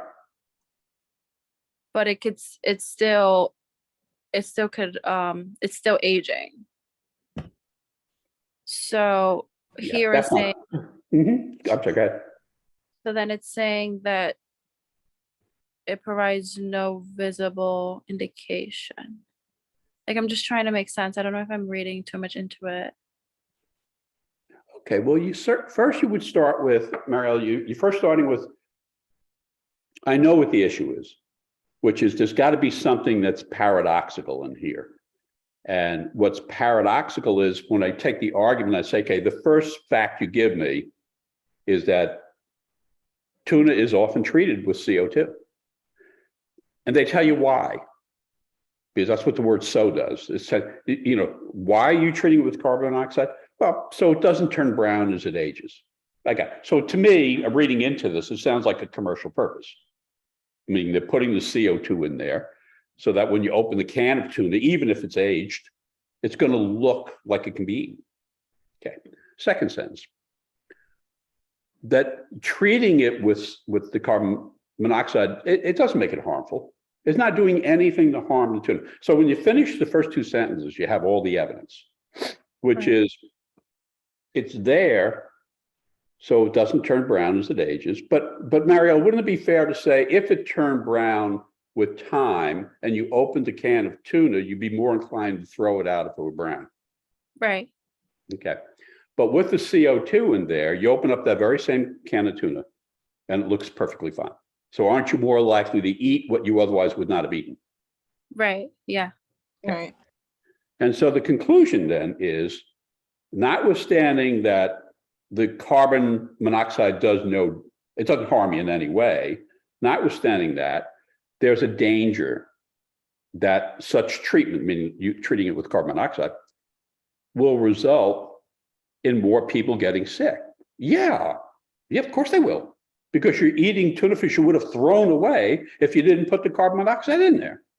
Right. So that's the argument, right? And so when I'm looking at an answer choice, that's also my answer. But the answer, because now I understand the argument. I'm saying, well, yeah, hello. If you didn't put the CO2 in there, I would have thrown the bloody stuff away because it got old. It would have turned brown. Right. Right. Now it Okay. doesn't turn brown. So C says the tuna treated with the carbon monoxide provides no visible, you can't see, right? There's no visible indication. It has spoiled. So spoiled is basically used as a synonym for aging. Okay. Mhm. Right. Yeah. Yeah, to the point it can cause food poisoning. And it's just you're going to have, if you end up doing this for a living, you're going to have a relationship with the law. So get to know it, take your time with it, don't rush it. It's neat stuff. It really is. And for whatever it's worth to you guys, when I review this stuff, like I reviewed most of this yesterday afternoon, and I reviewed some this morning. I'm not the dumbest guy on the planet. I have I have a bunch of degrees. Now, they probably aren't worth a whole lot, but I've been a lawyer for since whatever it was, 1987, right? Every time I look at this stuff, I respect what they've done. That I struggle with, because I need to be able to explain it to you guys, right? So for me to explain something, I really do have to understand it, which is different from maybe just getting it right. Mhm. So just understand that I've been doing the LSAT stuff since 1995. To this day, I respect what they're doing. I respect the intelligence it's requiring of you, right? And you're at the beginning of your journey, and I'm coming to the end of mine. So, but I'm saying as I come to the end of this stuff never gets boring. So it is rich. It is challenging. I think it is natural for the way we reason. Mhm. But you're being presented with, I think it's one step up on the, I hate to use the word intellectual, but it's like it is the intellect required to pull this off is reasonably advanced. Now it can't be that advanced because I have it, but it's reasonably so get in there, right? Hang in there. Don't despair. If it's not going to be a fit, then yeah, it's not going to be a fit. That's fine. But it's a hell of a way to learn. So Mariella, does that get you to you get number Yeah. 5? Yeah, I get it. It's just slowing it down. Yes. Yes. And I think that your technique has by far has helped me so much because I've been doing the practice and I've been getting most of them correct, like some errors because of like the speed. But I would say with previous like programs, the reasons why I think I failed so much was because they used to use tricks. So they would tell you to look at the argument and take out words. So like if you see the word so, automatically right there is your conclusion. If you see a word therefore, however, those are your conclusion words. And like they would give you tricks for like premise and things like that. So I think I was so stuck trying to figure out those clues, and that's what was causing me to fail versus just looking at the argument for what it is and going by what it's stating. Yeah. You know, if you've never practiced law, then you may never have heard of the IRAC. And even if you're aware of that, even if you're aware that what unlocks this test is reasoning, and more specifically, the type of reasoning that lawyers engage in, because, you know, we all engage in reasoning. But it never, and I mean, I get it now, but it took me a while. I mean, you know, we've had doctors in this program, and they do not reason the way we've been taught to reason. And so many of them never went to law school. To communicate it this way, I'm requiring more of you. I mean, what am I requiring you? If I say to you there are magic words, which there aren't, I'm looking at the word so in question number 5, right? And it's not introducing the conclusion. Right. You know, so I mean, it's like, but if that's what I say to you, if I treat this as pedestrian, if I treat this as, oh, yeah, it's just, you know, tricks, then that's all you have to come up. That's the level you come up to. But you'll then never be at the level the test really requires of you. So this is respect this, understand this way more. There's no way I would be doing this if it were just about this test. I don't care about a test. I care deeply about our ability to reason, and what I see is that's declining materially. So thank you for that. And let's now take a look at question number 6. And the issue here, and again, we have to see the noun astrophysicist. Doesn't matter. Doesn't matter. You could just say the conclusion of the argument is most strongly supported if which one of the following is assumed. The only reason I would care about the word astrophysicist is, would it be fair to say that most of you are not familiar with the word, or have not, say, in the past 48 or 72 hours used the word astrophysicist? Yeah. Yeah. Yes. Yes. So that's a telltale sign of increased difficulty. In other words, it's a telltale sign that this question may have a higher fail rate. And because one of the things you can do, if I want you to mess up, then I can just use convoluted language. It doesn't change what's being communicated. If what I'm communicating to you is A leads to B and B leads to C, if that's what I'm communicating to you, well, I can do it very simple language and I can do it very complicated language. So one thing I will say is, 1, nouns don't matter, right? But 2, when they're there, it's some evidence of increased difficulty.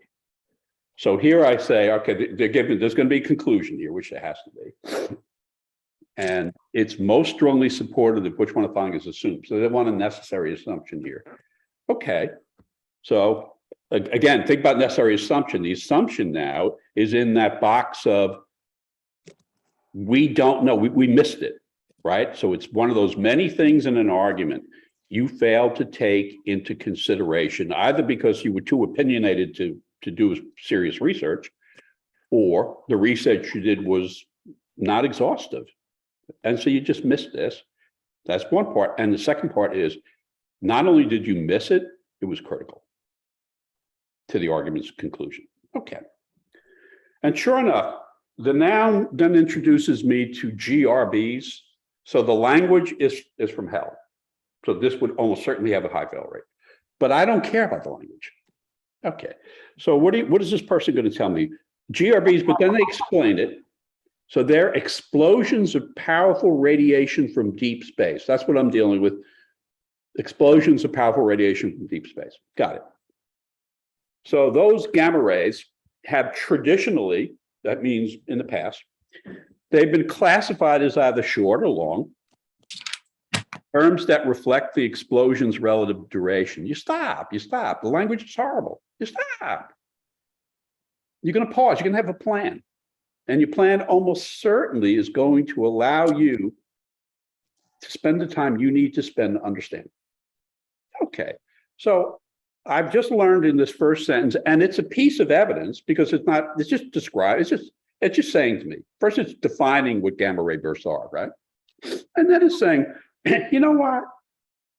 We've usually referred to them in the past as short or long, and that reflects the duration. So stop. So I can picture that, right? There's this burst. So if the burst lasts 15 seconds, maybe that's long.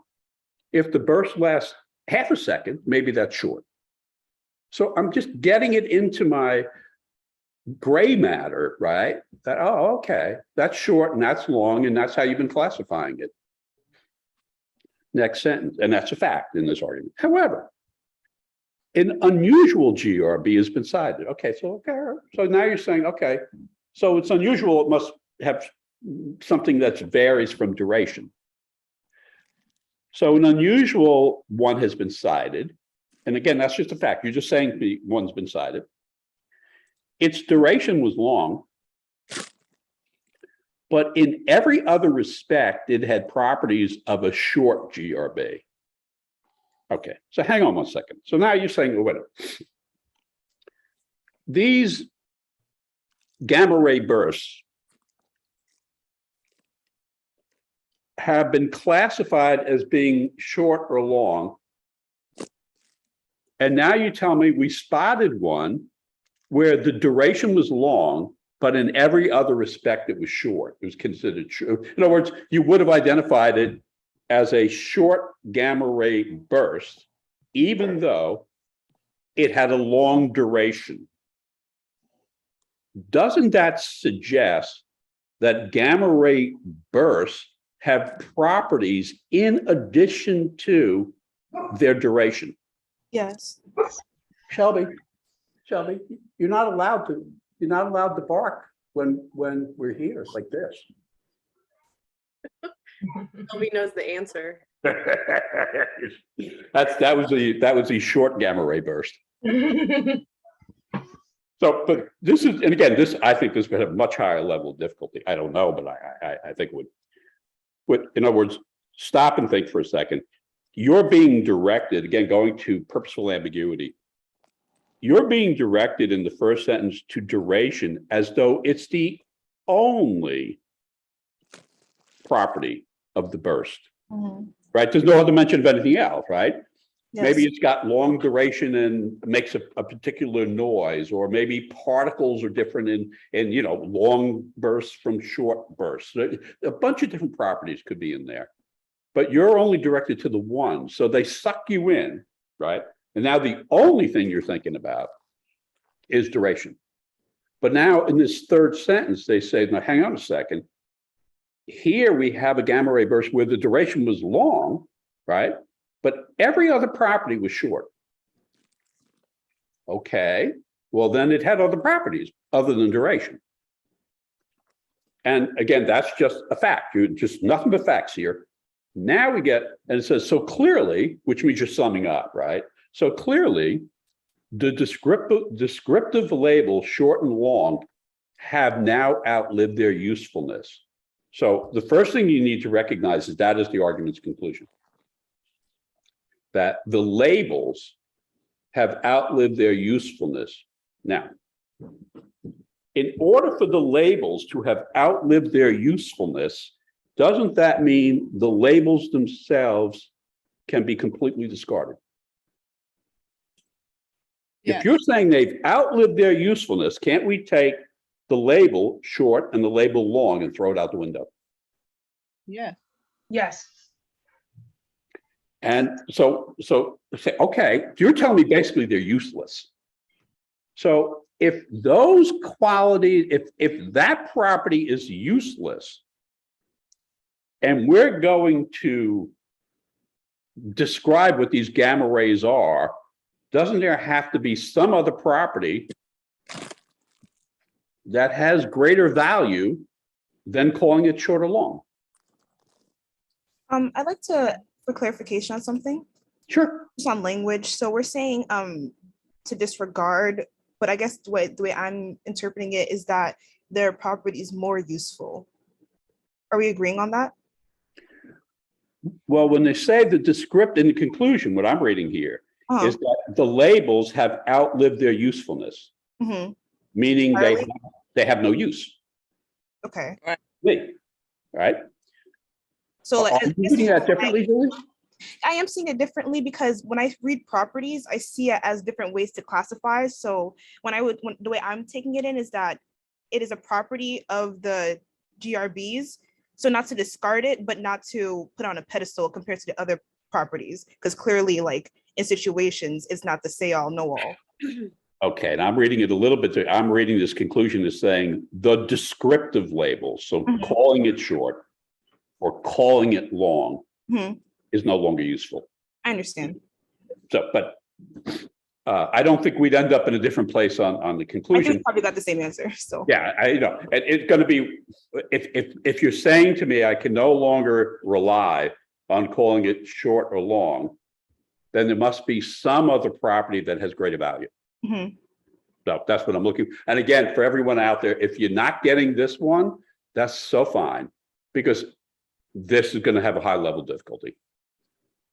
So now the assumption, again, my mind is it's got to deal with some other property. No other GRBs with unusual properties have been, like, why would I care? If I had done this work, A is just no. B, the classification of the GRBs can sometimes be made on the basis of duration alone, but you just finished telling me they've outlived their usefulness. So that would be wholly inconsistent with this. Right. You know, C, properties other than duration are more important than duration in the proper classification of the unusual GRB. And the answer is sure. That would be the answer. yes. Yeah. And yeah. So again, I'm fine if you don't get number 6. That's not what you, but C would be the answer, and this is how you're reading it. It's very Right. complicated. I would skip this on test day. Yes. Real Yes. quick with that. Yes, and I completely agree with that. In other words, you want to take this. It's there's something in international relations that refer to CBMs, confidence building measures, and that has to do with the interaction between nation states, but where you can build confidence in a relationship just by finding things you agree on. And don't worry what you disagree on, just find something you can agree on and go there. So on this test, you want to build up your confidence. You want to work on the material that you can wrap your brain around. And then you'll come back to the material that's more challenging after you've established the pattern of wrapping your brain around what your brain can be wrapped around. And it'll be different for everybody. You know, again, I just think it, you know, my buddy Jim and Jim and I started, you know, we started this back in whatever it was, 95. Jim's a freak. I mean, he's just too bright. He's not human. And so he would look at this material and he had it right away. And I'm looking at him, how do you know that? Well, because he's a freak. I don't, you know, so, but give me time and I'll catch up. Not completely, but mostly. And so for me, it's more gradual. The process of learning, of acquiring, and mastering, if I master, is gradual. Whereas for somebody like Jim, it's not. He's just that bright. So we're all different. But this material, it responds to reason, and reason is what human beings do that no other creature on the planet does. We're high-functioning primates. We reason. So, okay, so that was C. We'll see with number 7. Hopefully 7 will come back down to earth. And here, the issue is, the argument is most vulnerable to criticism on the ground that so they want a flaw. So notwithstanding that they've used the word most, this is a flaw issue, and it can only be one credited answer. Yeah, so.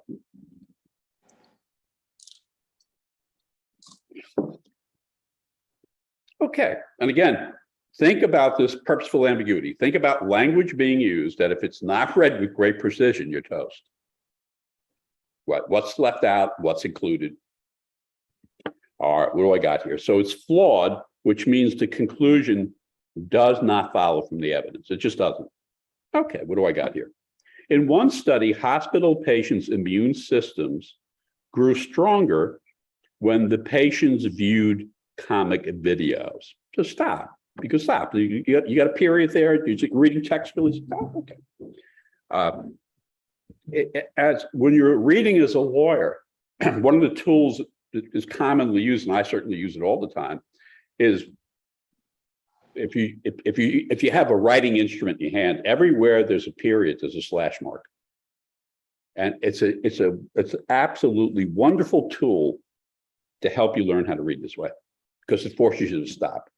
So when I get to a sentence, slash mark, even when I get to semicolon or colon, and sometimes even a comma, slash mark, and forces me to say, do I understand what I just read? So here, you're just describing stuff, right? And you're saying there's this one study where hospitals' immune system grew stronger when they viewed comic videos. So I'm personalizing it, right? I'm watching an old Robin Williams clip or something, and I'm laughing my ass off, and my immune system's getting stronger. Okay, next sentence. This indicates that laughter can aid recovery from illness. Okay, that's an inference from that first fact. So this is being given to me as a fact, meaning you can infer the second sentence from the first sentence, that laughter can aid in recovery from illness. Okay. Next sentence.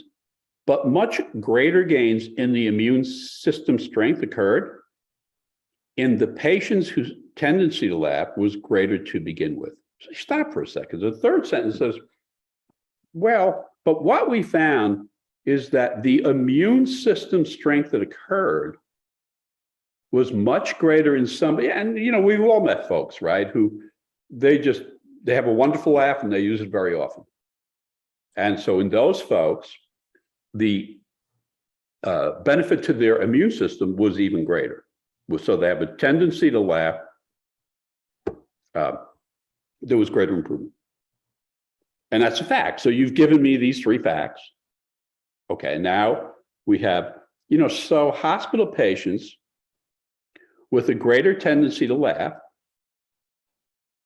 are helped more in recovery from illness, even when they laugh a little, than other patients who are helped when they laugh a greater amount. This conclusion has simply gone off the track. So it's like you stick with the language, and the language in the first sentence directs me to patients, and what happens when they see Robin Williams.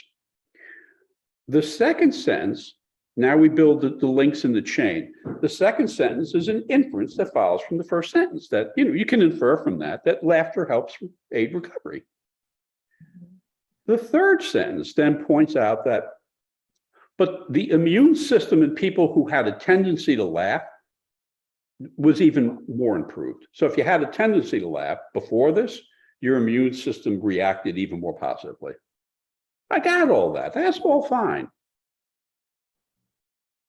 But now you say, so hospital patients, and that's okay because we were talking about hospital patients with a greater tendency to laugh. That's fine. I got that. We're still on track. So hospital patients with a greater tendency to laugh are helped more in their recovery from illness, even when they laugh a little. Was there any evidence about folks who have a greater tendency to laugh? So there are people in my life who come to my mind, right? My brother Donald has, he has a tendency to laugh, and he has one of the best laughs in the world. But this says that they're helped from illness even when they laugh a little. Is there any evidence in here about whether they laughed a little or they laughed a lot when they were shown the comic video? They had a tendency to laugh, yes? Yes. But it didn't say anything about whether the tendency to laugh meant you. I said so. Again, it's so off the tracks. So hospital patients with a greater tendency to laugh, so that's Donald, are helped more in their recovery from illness, even when they laugh a little. Well, maybe they didn't laugh a little, maybe they laughed a lot.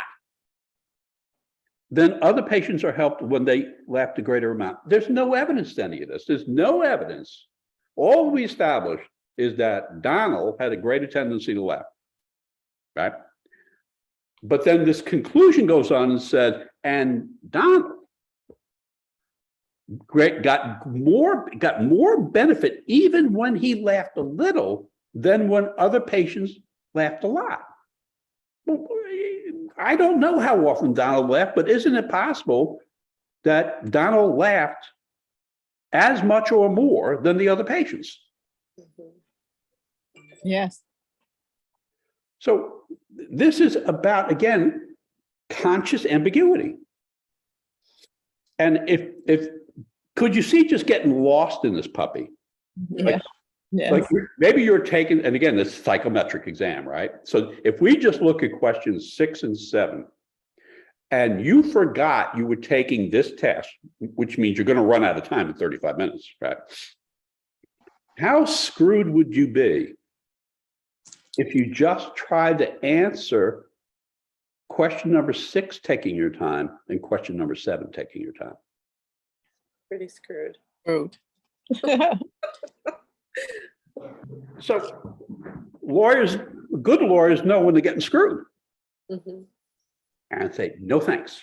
So in any event, as I break that down, the flaw is in this, the penultimate line, the next to last line, that to tell me that the folks with the tendency to laugh benefit more, even when they laugh a little. There's no evidence of that. There's no evidence that they do laugh a little. Maybe they laughed a lot. Mhm. So A says, it overlooks the possibility that patients whose tendency to laugh, that's Donald, was greater to begin with, laughed more at the comic videos than did the other patient. Yes, it does overlook. Doesn't it overlook the possibility that Donald laughed more than the other patients? Yes. Yes. Okay, we get. Well, we just. Okay. Would it be fair to say that's. So A is the answer. Would you at least minimize the can you imagine reading A and B and C and D and E and saying, oh shit, I need an F? Yeah, none of these are the F. Let me reread them. I'll read them backwards. I'll read E, D, C, B, A. And then somebody says 5 minutes left. I'm currently at that stage right now. So I'm doing exactly what you're saying, because yes, the answer is A, but I want to believe myself the answer is A. So right now I'm looking at D currently. Okay, So that's just where I'm at. I'm just saying that I'm currently doing what you're saying. no, and Julie, a couple of things. In preparing, and we're on prep test 72. We're in section 3 on Law Hub and question number 7. And Julie, what you're doing is exactly what's supposed to be done. That in this period of preparation, again, I'm just cutting it off for the sake of time, right? Because what I'm trying to do is say, here's how the IRAC thing works, right? So everyone should be looking at all 5 in preparation, right? But as you go through this process, the psychometric part of it is, don't you imagine that in terms of if you were hiring me to represent you, wouldn't you want to believe that I could be prepared and decisive? Yes. Yes. And if you were representing, I'm saying this is all just like down to earth, regular stuff. If you were representing someone, wouldn't you plan to be both prepared and decisive? Yes. Yes. And being decisive means you're always at risk, because you're acting. We're humans. We're going to get things wrong. It's going to Right. happen. So what I'm saying to you on this test is I'm trying to get the psychological element of this woven into your character. That not now, Julie, because we're just beginning, right? So right now you're preparing.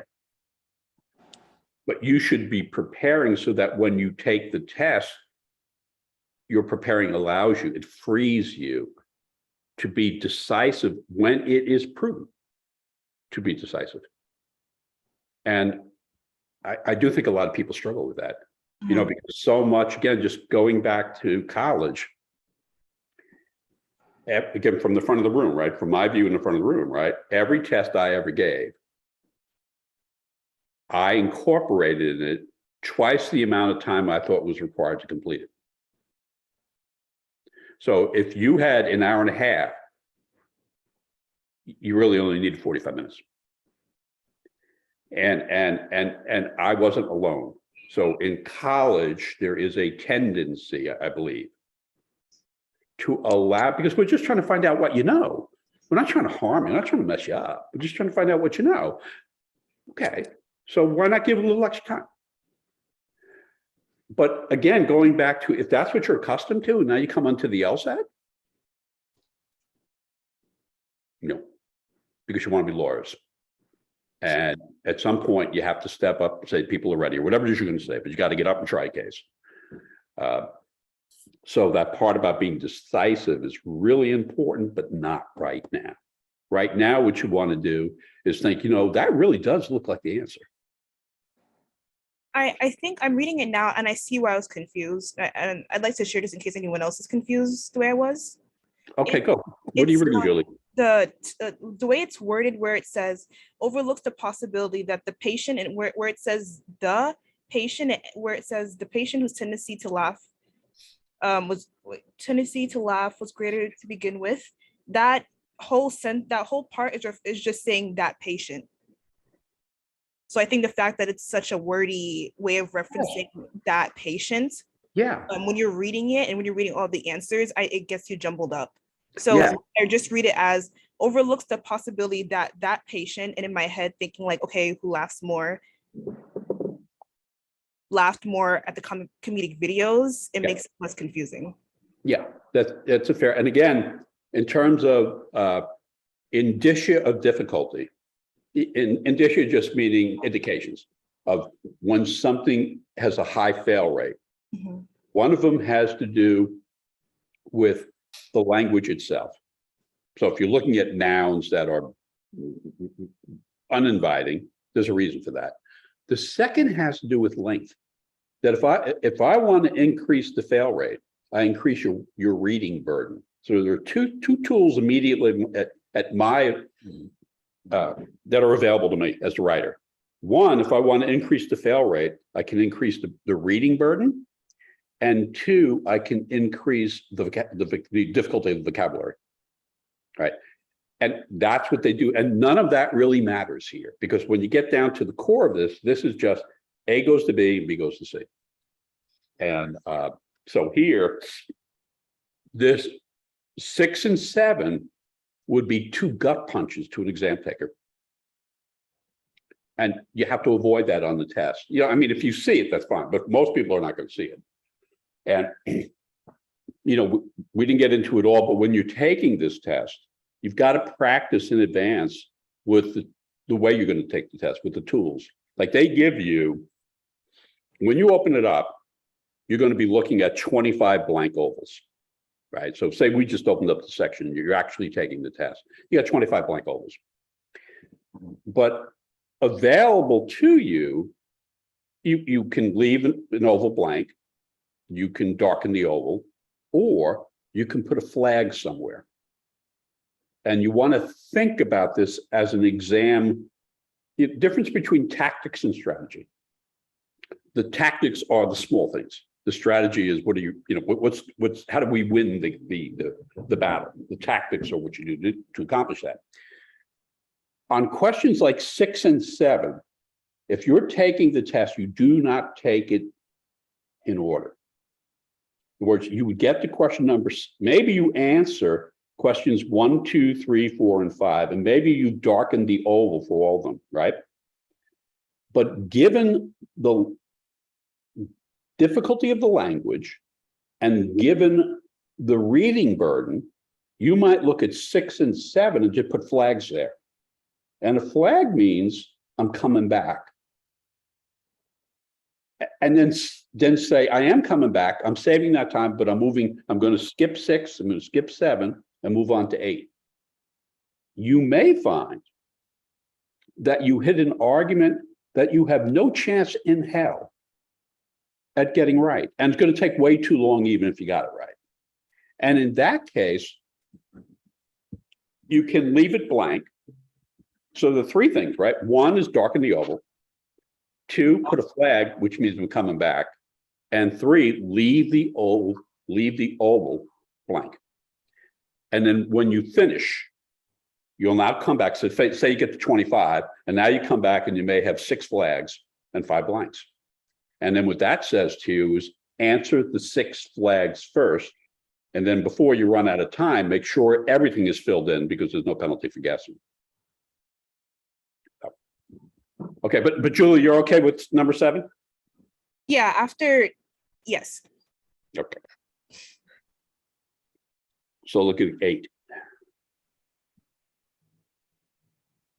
Okay, so this is question number 8. And again, here we have a conclusion, right? So this is the second conclusion one we found. Which one following most accurately expresses the conclusion?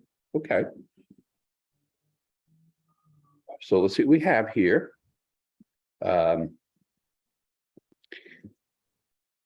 There's a politician who says that, you know, some proponents of unilateral nuclear arms reductions argue that it would encourage other countries to reduce their own nuclear arsenals, eventually leading to an international agreement on nuclear arms reduction. See, stop, and you may want to reread that. So there's a politician, and the politician is referring to proponents, not to all proponents, right? The word some modifies the word proponents, but it's saying, so some proponents, which means other proponents don't agree with this. But the politician says, you know, some fans, basically, which is a proponent of unilaterally disarming or unilaterally reducing arms, nuclear arms, some of those proponents argue that by doing that, you would encourage other countries to also reduce their nuclear arsenals, eventually leading to an international agreement on nuclear arms reduction. Okay, I got it. That's what some proponents believe. So that's politicians just giving you that as that's their point of view. So that's not the argument's conclusion. That's their point of view. And that's what you remember, you're reading for the conclusion. Next sentence. Our acting on the basis of this argument would be dangerous. Now I'm stopping there because that sounds like a conclusion to me. this sounds like this first clause, right? And again, I'm going to keep reading, but this first clause sounds like the politician is disagreeing with those proponents that are mentioned in the first sentence. And the politician is saying, if we go that way, it's going to be dangerous. And here's why, because, right? The argument ignores the countries presently on the verge of civil wars. Okay, so again, here's a just like we had before. This second sentence, either the whole sentence can serve as a conclusion, or one of its parts is going to serve as a conclusion. But the assertion that are acting on the basis of this argument would be dangerous, and then explain to me why it's dangerous, because it ignores countries that are presently on the verge of civil wars. Okay. Then you go on to say, these countries, meaning the countries that are on the verge of civil wars, these countries, many of which have nuclear capability, cannot be relied upon to conform to any international military policy. Okay. So if you break that down, the first sentence is and again, whether I say premise, or I say a fact, or I say it's evidence, they all mean the same thing. The first sentence is descriptive. It is the politician describing to me his or her view of some proponents, right? And they say we should unilaterally reduce nuclear arms because that will lead to an international agreement. Okay. The second sentence is not descriptive. The second sentence is, hey, Chuckles, that's dangerous. So when I hear somebody say, Chuckles, that's dangerous, I'm saying, well, you need to explain to me why you believe it's dangerous. And then Chuckles does explain that. He says to me, well, it's dangerous because the argument ignores the countries that are presently on the verge of civil war. And then I would say, well, can you explain that? Why are you saying that? And then the third sentence says, well, these countries, the ones on the verge of civil war, many of them are nuclear. And they can't be relied on to conform to any international military policy. So are you guys with me that the answer to this is in the second sentence? Yes. Talk Yes. to me. Okay. Yes. Well, then that's what we're looking for. Not looking for anything else. Okay. And here I see A is the conclusion that countries that are on the verge of civil wars are unlikely to agree to reduce either their nuclear arms or their conventional arms. No, that's not the conclusion. The conclusion is the politician believes it's dangerous. Do you guys get it? It's reading with precision. Yes, talk to me. Yes. B is the conclusion that unilateral nuclear arms reduction by the politician's country would encourage all countries to reduce their nuclear arsenals. It's like, shoot me. You know, if you picked B, don't do it again. That's not the argument's conclusion.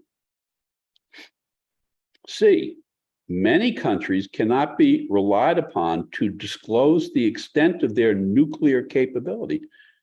But that, you could infer that. First of all, I don't know what many means. But you could infer that, I suppose, but that's not the argument's conclusion. The argument's conclusion. Answer. I'm mean, sorry? It's not right. I know that now, but that's the answer I chose because, yeah, that's the answer I chose. Yeah, and again, what C is, Julie, is an inference that can be drawn from this argument, Mm-hmm. but it's not part, right? An inference is something that's not part of the original argument. Mm-hmm. And it's So- the same thing I have. Like I was caught between C and the last choice. Yeah. So I see what's happening here. Yeah, but look at the difference, which is in C, many countries cannot be relied upon to disclose the extent of their nuclear capability. There's nothing in this argument that specifically says that. Yeah. D, it is unlikely that an international agreement on nuclear armament will ever be achieved. Again, that's an inference. That's not part of this argument. Mhm. I mean, you could, because, to me, Julie, D is as plausible as C. I agree. And E says it is risky for the politician's country to unilaterally reduce nuclear arms in hopes of achieving an international agreement on arms reduction. That comes right out of the second sentence. True. Right. Right. All they did was they took the word dangerous Mm-hmm. and made it the word risky. Risky. Right. And I'm going to ask you to bear with me because I'm getting a low battery thing here. So I need to, and I don't have an outlet. Hang in there. I'm going to go off screen just long enough to relocate. Otherwise, I'll disappear, which eventually I will. Mhm. Okay, Not for a while though. let's see here now. Just enter the table.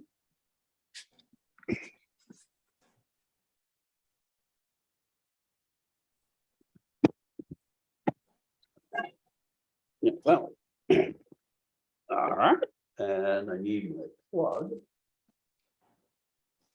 It's so exciting. Who knew? Oh, it's in the room.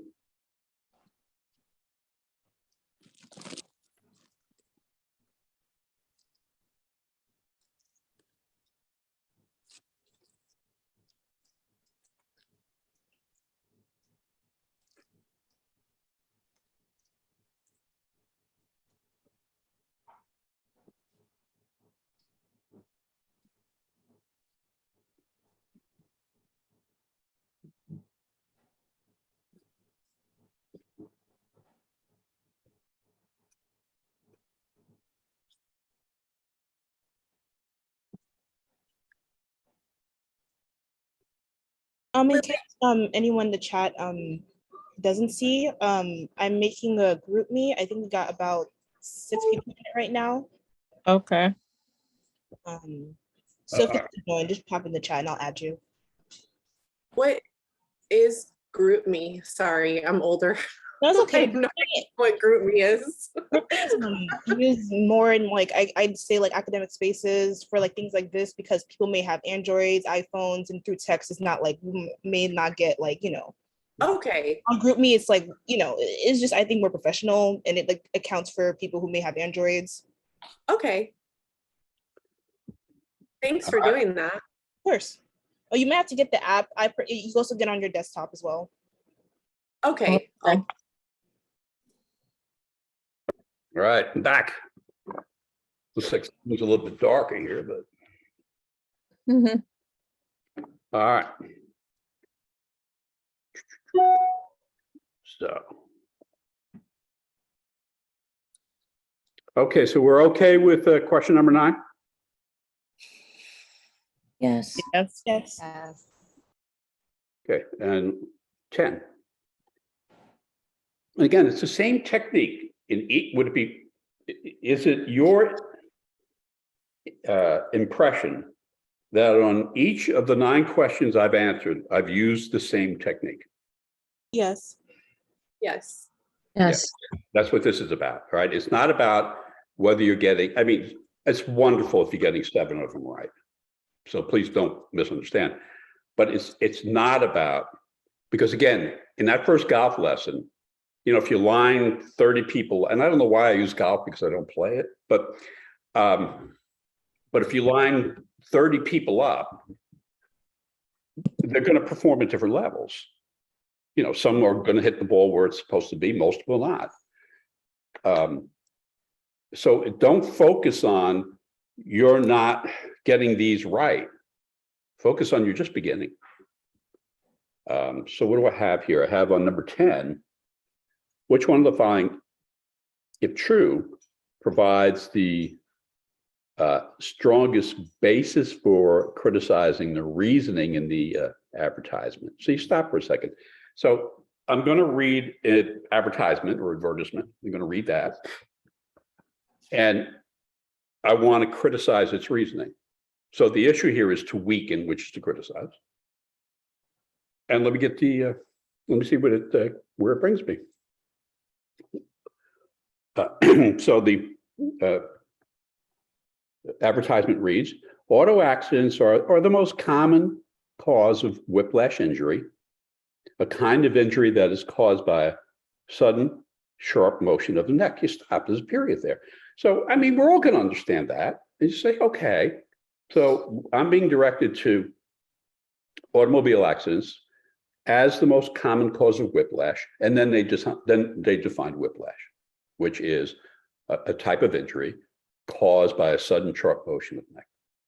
Got it, that's fact. Next, however, many other types of accidents can produce a sudden sharp motion of the neck and thereby result in whiplash injury. Stop, you're reading textually. So it's not just automobile accidents. There are many other type of accidents that can cause whiplash. Two facts, get them as facts, I'm fine. Remember, I want to weaken this. Third sentence, a sudden sharp motion of the neck can be caused by a fall, bump in the head, or even by being shoved from behind. Okay, so now that third sentence again is given me as a fact, and that these are other ways, in addition to an auto accident, you can suffer from whiplash. Fourth sentence, that is why, and I'm inferring that is why refers to the third sentence, right? That is why you should insist on receiving Lakeside Injury Clinic's complete course for treatment for whiplash after any accident that involves a fall or a bump on the head. Okay, so that's the argument's conclusion, right? We should head off to this clinic for any accident that involves a fall or a bump on the head.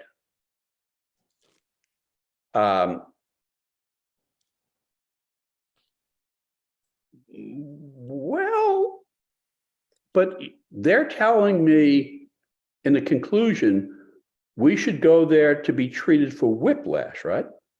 Mhm. And that we should go to see them when we've had any accident involving a fall or a bump on the head. Mhm. Yes. We want to weaken this argument, right? In other words, we want to say basically the folks who are running this clinic, you know, not nice people. Mhm. Is there any evidence in here offered to say what percent of falls involve whiplash, or what percent of bumps on the head result in whiplash? None. So isn't it possible that out of 100 times somebody falls, they suffer whiplash once? Yes. Yes. And 100 times that people bump their heads, they suffer whiplash once. Yes. So doesn't that provide a basis to criticize this argument? Yes. Yes. Okay, it's coming right out of the evidence. They set this up as, they give you the definition of whiplash, they tell you it's associated with cars, with automobiles. Then they say, you know what, hang on a minute, there are other ways you can get whiplash. And then the third sentence, they give you two specific ways, or three specific ways, actually, you can get whiplash. And then they end up saying, so come see us every time you have a fall or bump your head. So, I don't know about you, but when I look at question number 10, I find something much more approachable than say something we saw in question number 7 or 8. Which is what I'm saying, on your exam, you want to be here. The wording is pretty straightforward. The reading burden is moderate. And, so which one of the following? So A, being shoved from behind really causes whiplash. No. B, auto accidents often involve falling or being bumped on the head. No. Shoot me. Non-automobile accidents, other than those involving falls or bumps on the head, also occasionally cause whiplash. No. D, it is very uncommon for falling or being bumped on the head to result in a sudden, sharp motion of the neck. Yes. Because what is whiplash? Sudden sharp motion of neck. They give you, again, you can see what's going on, is they give you a word you may be familiar with, right, which is whiplash. But in that first sentence, then there's a comma. And after the comma, you get the definition of whiplash, which is the sudden sharp motion of the neck. And so when choice D is what it's requiring of you, right, is you're reading not only for the word or term you might be familiar with, but you're reading for its definition. So, and E, the appropriate treatment for whiplash caused by fall or a bump on the head is no different from that for whiplash caused by auto accidents. I have no way of knowing that. Question? Hmm? I have a question. Yep, sure. Did we skip 8? And if we did, was it on purpose? Oh, no, it was not on purpose. If we skipped 8 is because oh no, it's a guppy. We did skip the guppy. And it was I used to have orange hair. And it was down to my shoulders. So yeah, no, thank you. Yes, no, we have to, the guppies. Which one of the following if true? So question number 8. Is everybody okay? Question number 10. Okay, well, I'll take that as yes. Yes. Yes. So 8, which one of the following if true provides the most support? So here two, we want to strengthen the argument. Okay, so let me get the argument. A study of guppy fish show that a male guppy will alter its courting patterns in response to feedback from a female guppy. You stop. So we're introduced to the male and the female guppy. We're introduced to courting patterns, and we're introduced to feedback. So feedback requires that these fish be in a position where feedback is possible. Okay. So we have this study in response to feedback, what the male does. Next sentence. Males with more orange on one side than the other were free to vary which side they showed to a female. Now, this is when feedback is present. So when I read feedback, I think, okay, they're both in the same tank. And you can get feedback. Okay. So I'm free to show my orange side or my non-orange side. And it says here, the female were drawn to those males with more orange showing. Okay. And males tended to show the females their more orange side when courting. So there's something going on in there, which is affecting the behavior of these fish. And what's required? Well, for me to make an intelligent view of this, there has to be, when there's courting, there is predictable behavior, right? When there's courting, Yes. you can predict, right, that the guy's going to show his orange. Right. And I want to lend support for that. So to lend support for that, we need to have feedback. We need to be courting. Okay. And let's see what we have here. A, when a model, so the model, there's not going to be any feedback, right? When a model of a female guppy was substituted for the female guppy, male guppies still courted, but were not more likely to show their side with more orange. And I would keep reading, but yes, that will support this argument. Because then what you're saying is, when you take away the feedback, right? Because the model can't get feedback. When you take away the feedback, the male didn't do what you expected the male do when there was feedback, right? Because when there was feedback, you expected the male to show the orange side. So this is saying, well, this is a model. There's not going to be any feedback. So you definitely have to keep reading here. But A does strengthen. Is everybody okay with A strengthens the argument, but I would definitely keep reading. I have Yes. a question. Yep. So can I substitute feedback with attention? Can you do what? Can I substitute feedback, the word feedback with attention?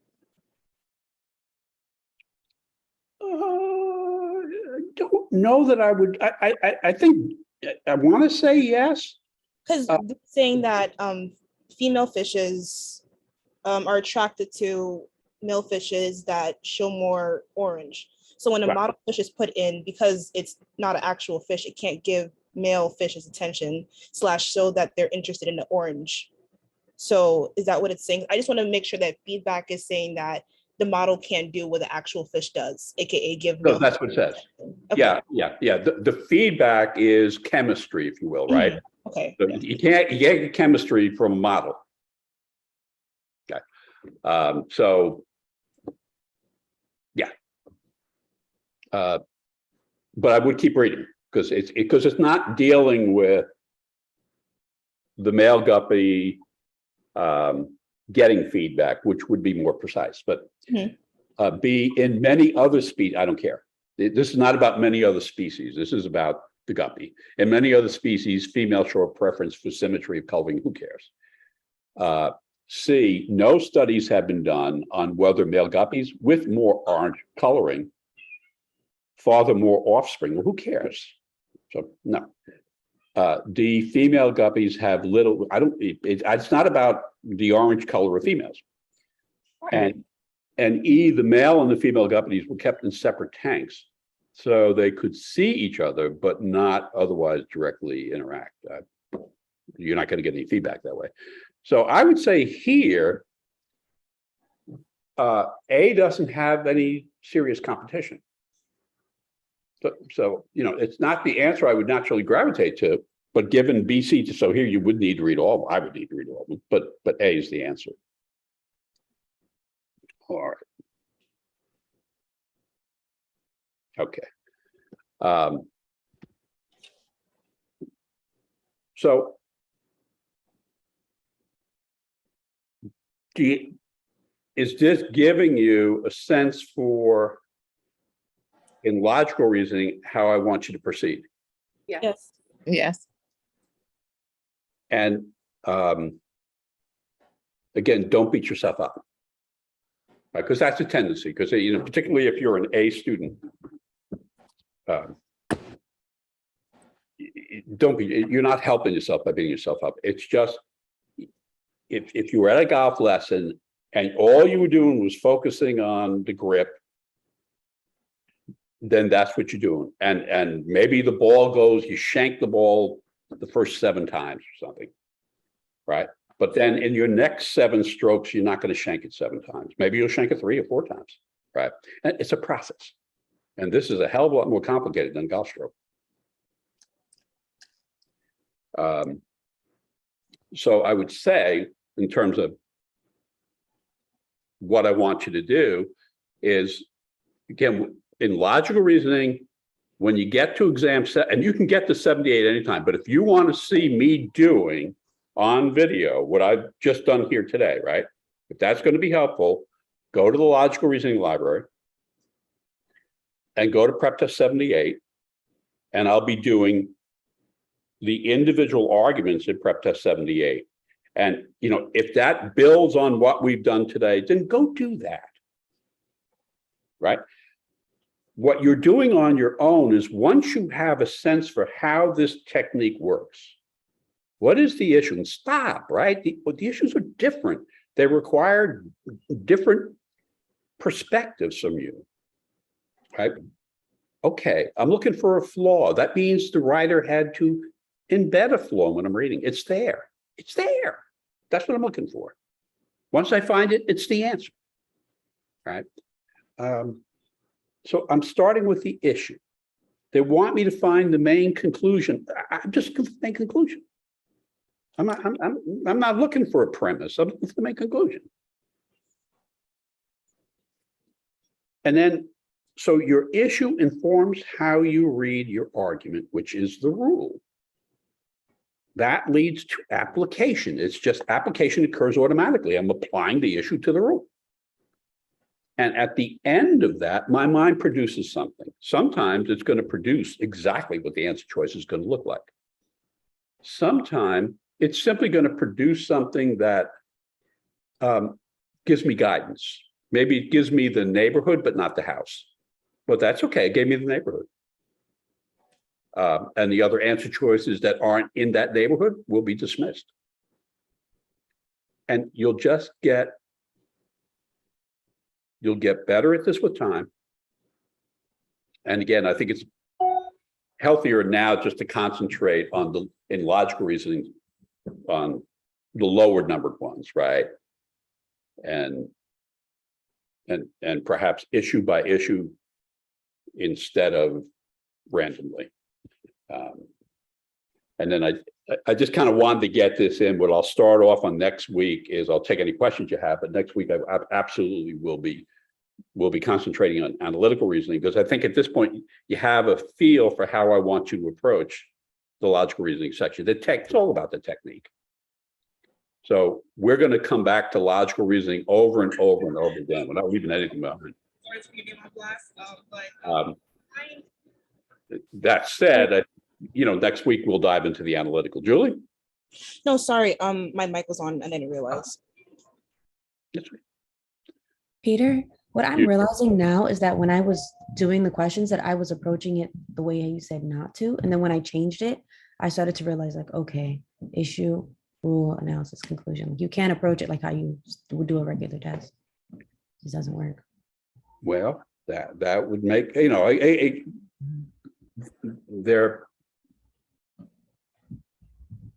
I can't say it wouldn't work, but yes, they're testing. Mhm. Can you reason the way all lawyers are trained to reason?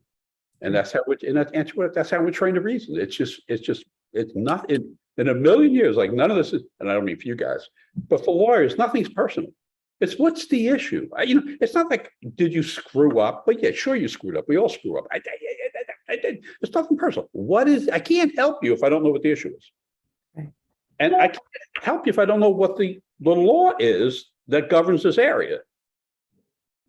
And I certainly can't help you if I'm no good at applying one to the other. I have to be good at that. And all of it is meant to, so what was the conclusion? So I'm glad you're finding this helpful, for sure. So next class, we can ask you about questions that we had trouble with.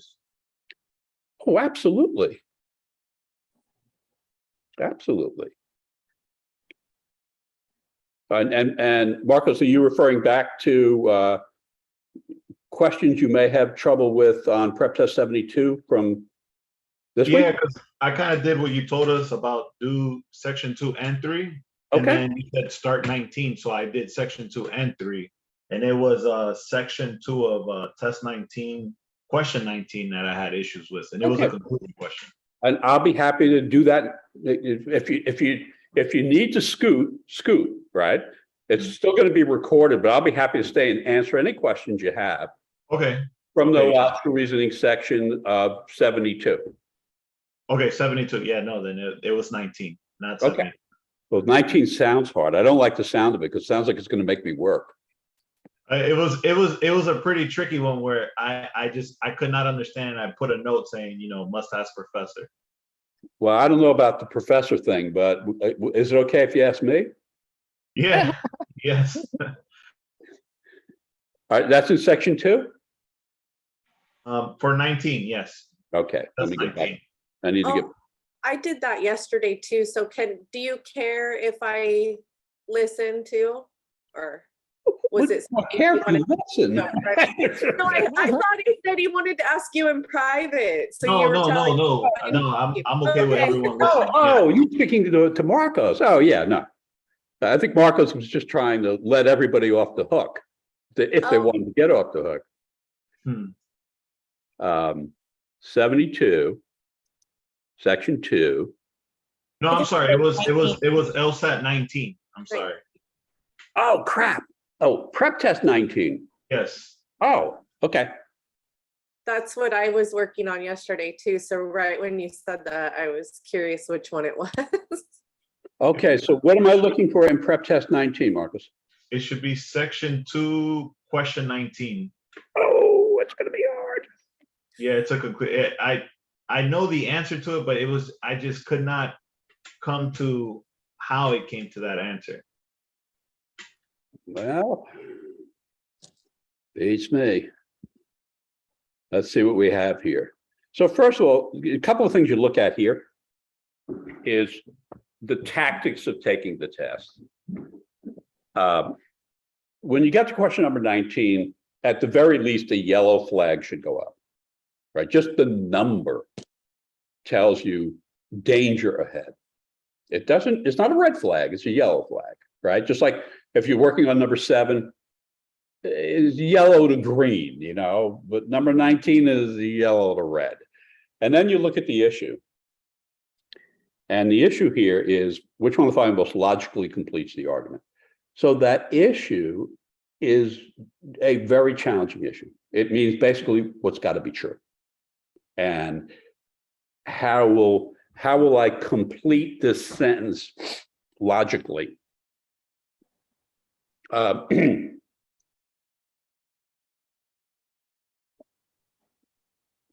So let me see. So I'm just trying to, again, without looking at the answer, I'm saying, okay, can I complete this? It's basically saying something's got to follow from what at the very end is here. It says, then the sheets of glass will eventually, something's got to follow from that. So let me see what I have here. When an ordinary piece of steel is put under pressure, the steel compresses. Okay, that is, its volume slightly decreases. So I'm stopping there. I say, okay, so when I put an ordinary piece of steel under pressure, its volume decreases slightly and the steel compresses, which makes sense, right? Because there'd be less of the steel, so its volume would decrease slightly. Okay.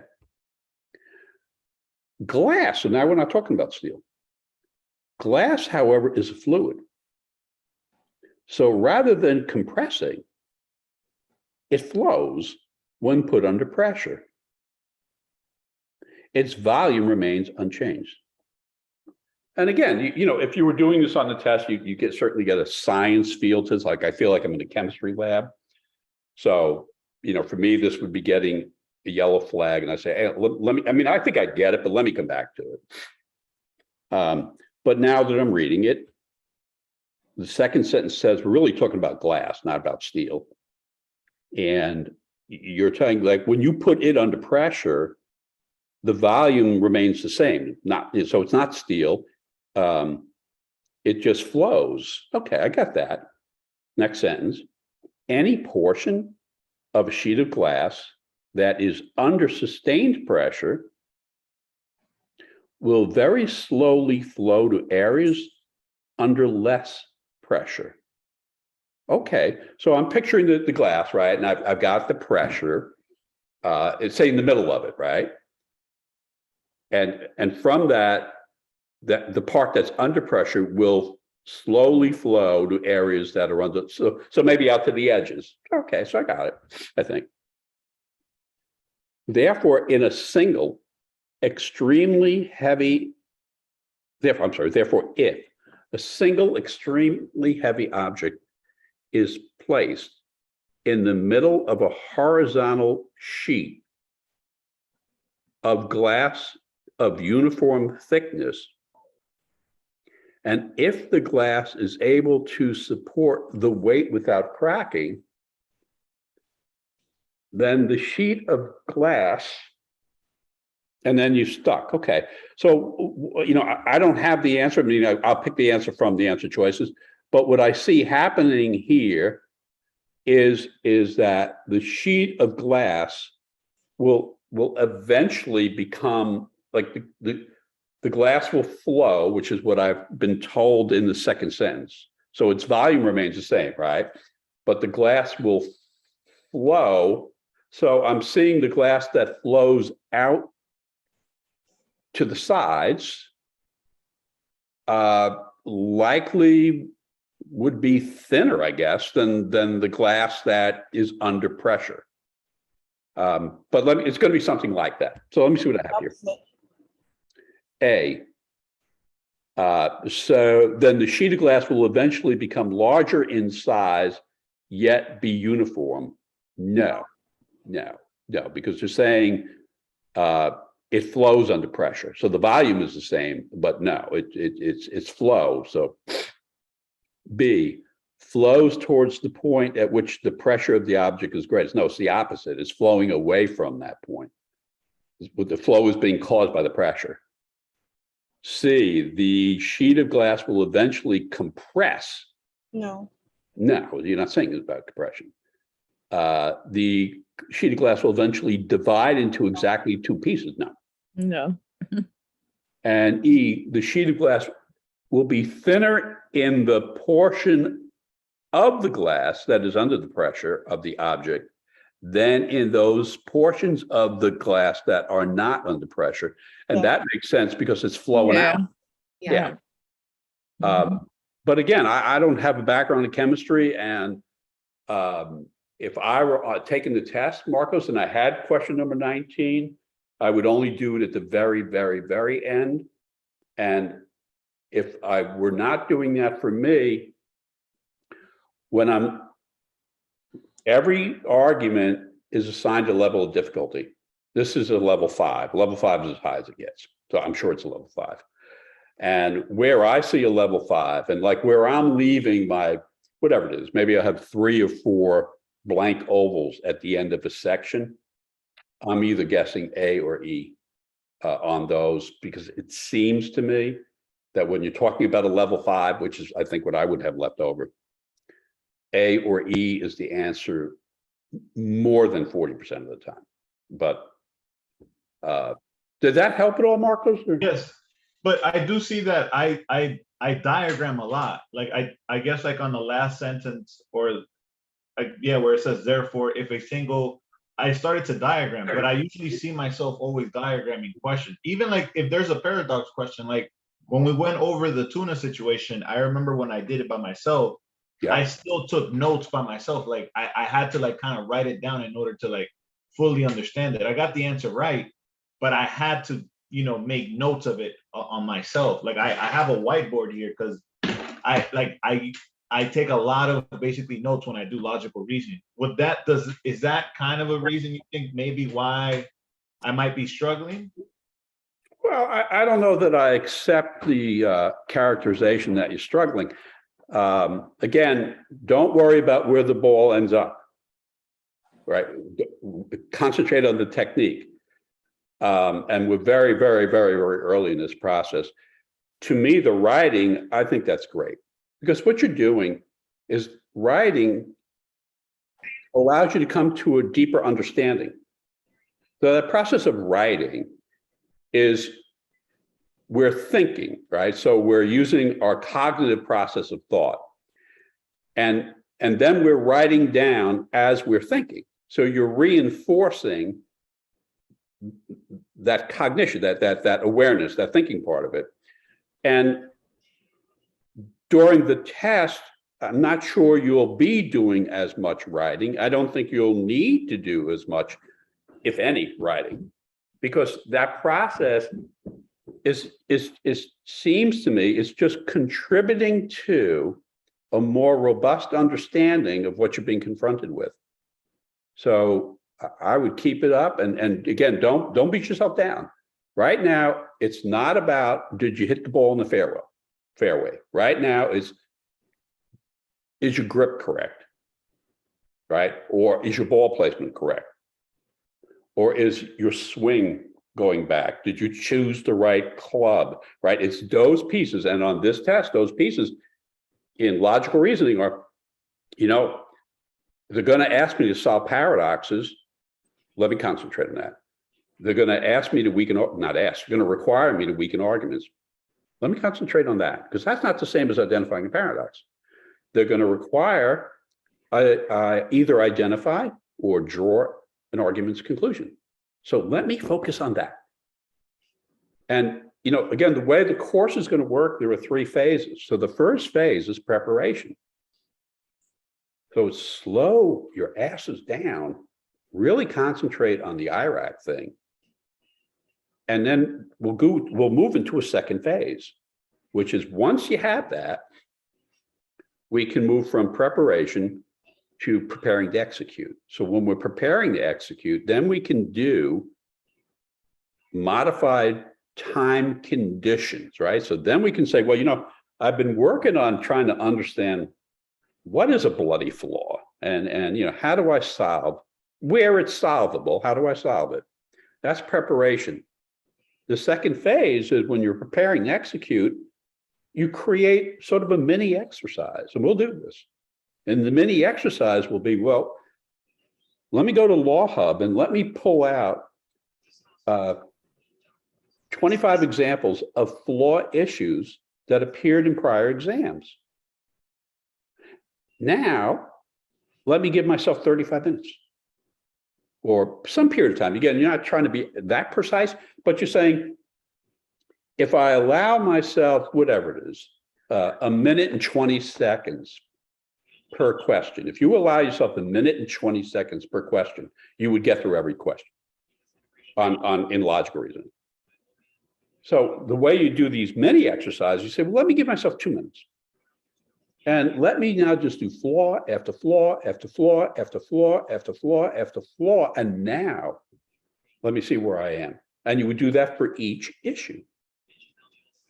And then when we're done with that, you go from preparing to execute to executing, which is when we're going to say, okay, how are we using these flags? Are we answering this test in order? What's that strategy we have?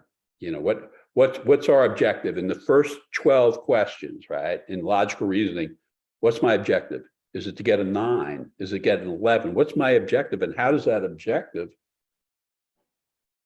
get me into law school? So it's a process, and it will continue. You know, say we'll be in session through early November. The videos, the Zoom session, all this stuff, right? It's not going to go away, and it's going to be there at least through the January exam, right? So you don't have to rush, and I don't want you to rush. And the more you rush, the more you compromise this process. So you're thinking, I have, you know, 6 months or more to prepare. And it really is about a way of thinking. So it's not about me. I'm training wheels. You know, you just watch what I do, right? And say, oh, I can do that. I don't need Peter. And that's, then you go off on your own. So anything else? Thank you for that. Oh, you're welcome for that. More than happy to do that. I'm more than happy to do that anytime. Thank you, Peter. All right, you're all Thank ready? Yep. All right. Well then, Thanks. A quick question, Peter. have a wonderful Saturday. Oh, You Peter? too. I have a quick question. We find the areas we need to study on the spreadsheet, like the questions we need to do for homework. Or- The questions you need to do for homework. Yes, that was my question too. Like, Yeah, what's- it's what I would do is I sort of don't want to lock you in. In other words, part of this preparation thing is what may be productive. It's what's important is you're doing the same thing, but not necessarily in the same material. Mm. So in other words, if somebody wanted to concentrate on conclusion issues, you could do that by going back to prep test 19. Or you could do that by saying, no, what I want to do is I want to work on prep test 73, 74. In other words, we just working on 72, right? So if you just want to be uniform, I would say work on 73, 74, 75, 76, 77. Use that as your corpus, right? Because once you get to 78, the videos are there. But I don't want to discourage anyone from going back to prep test 19 and saying, now get back there. That spreadsheet is intended for you to develop yourself. In other words, the purpose of the spreadsheet is to say, can I organize to determine I want to see where every flaw issue appears on every exam. How do I do that? And the answer, you do that by having a column that says flaws, and then having rows that say, you know, prep test 19, 21, 22, you know, and you just fill them in. But that's for you, because some people will do none of that. Some people will do some of that. Some people will do all of that. The more you do, the more prepared you'll be. So what I would say in terms of material most related to the class, go from prep test 73 to 77. And then use prep test 78 where the videos are there. What you do in prep test 72 to 77 is up to you. In other words, if you just want to sit down and take the whole section like we did today, that's fine. But if you want to carve it up, because whatever questions you have, I'll be willing to try to answer. So it doesn't matter to me that you're working on different material. Because to me, it's all the same. So what I want you to do is I want you to be creative. But I would say staying with prep test 73 through 77 on the logical reasoning is a good place to be. So did I answer the question, Antoinette? No, it's just a thank you. Okay, thank you. So just to confirm, I think I might be pushing this a little bit. So just work on 74, 75 for now then. Well, I'm fine with that, but that's what I'm saying, Marcos, is, again, the thing about preparation, right, is that it's not uniform.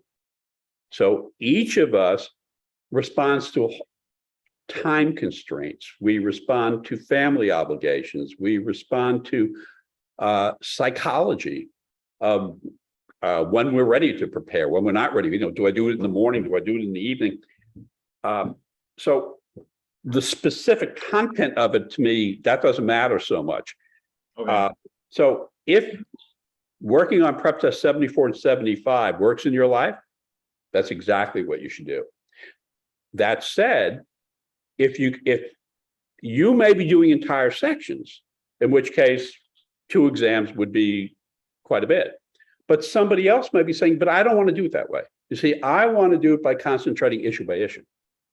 So if you do issue by issue, and I'm working on 73, 74, 75, 76, 77, you'll have the conclusion issues done in a couple hours, because there aren't that many of them in those exams, right? So it's practice the technique, whether you're practicing the grip, the ball placement, the swing, it's all going to be good. Okay. So again, it's not like college. It's not like I want everybody to read pages 23 to 30. That's not what this is. This is about a much more creative process, is how do you maximize your preparation? And that responds to, when you're getting bored, stop doing what you're doing. So you want to approach this with the most enthusiasm you can build up. And that can be, what's the assignment? Because again, we're all high functioning primates, so we're messed up. And if you don't want to do parallel reasoning, then don't do parallel reasoning, right? You don't have to do that. Do what you enjoy doing in the way you enjoy doing it, with the caveat that, yeah, the corpus, the central area here is prep test 73 through 77 in logical reasoning. But that doesn't exclude you from doing more than that. Not at all. Okay. Yeah, no, it's a new way of learning. So that questions are great. Julie, Yeah, I'm that about to question, are you waving goodbye? that too, kind of. So I'm about to sign off. I just want to verify there's about 7 of us in the group me. I put in the chat that I'm assuming no one else wants to be in it. If you just didn't see the chat, we have a group me to help study. I would like that. To be in it. Did Sorry? you? Too. Did I you would like to already- be in it. To be in it. Sorry, I can't hear. I said this is Sharita. I would like to be in Yes. it. Okay. Me too, as well. If you would like to be in it, please put your number in the chat and I can add you right now before I head off.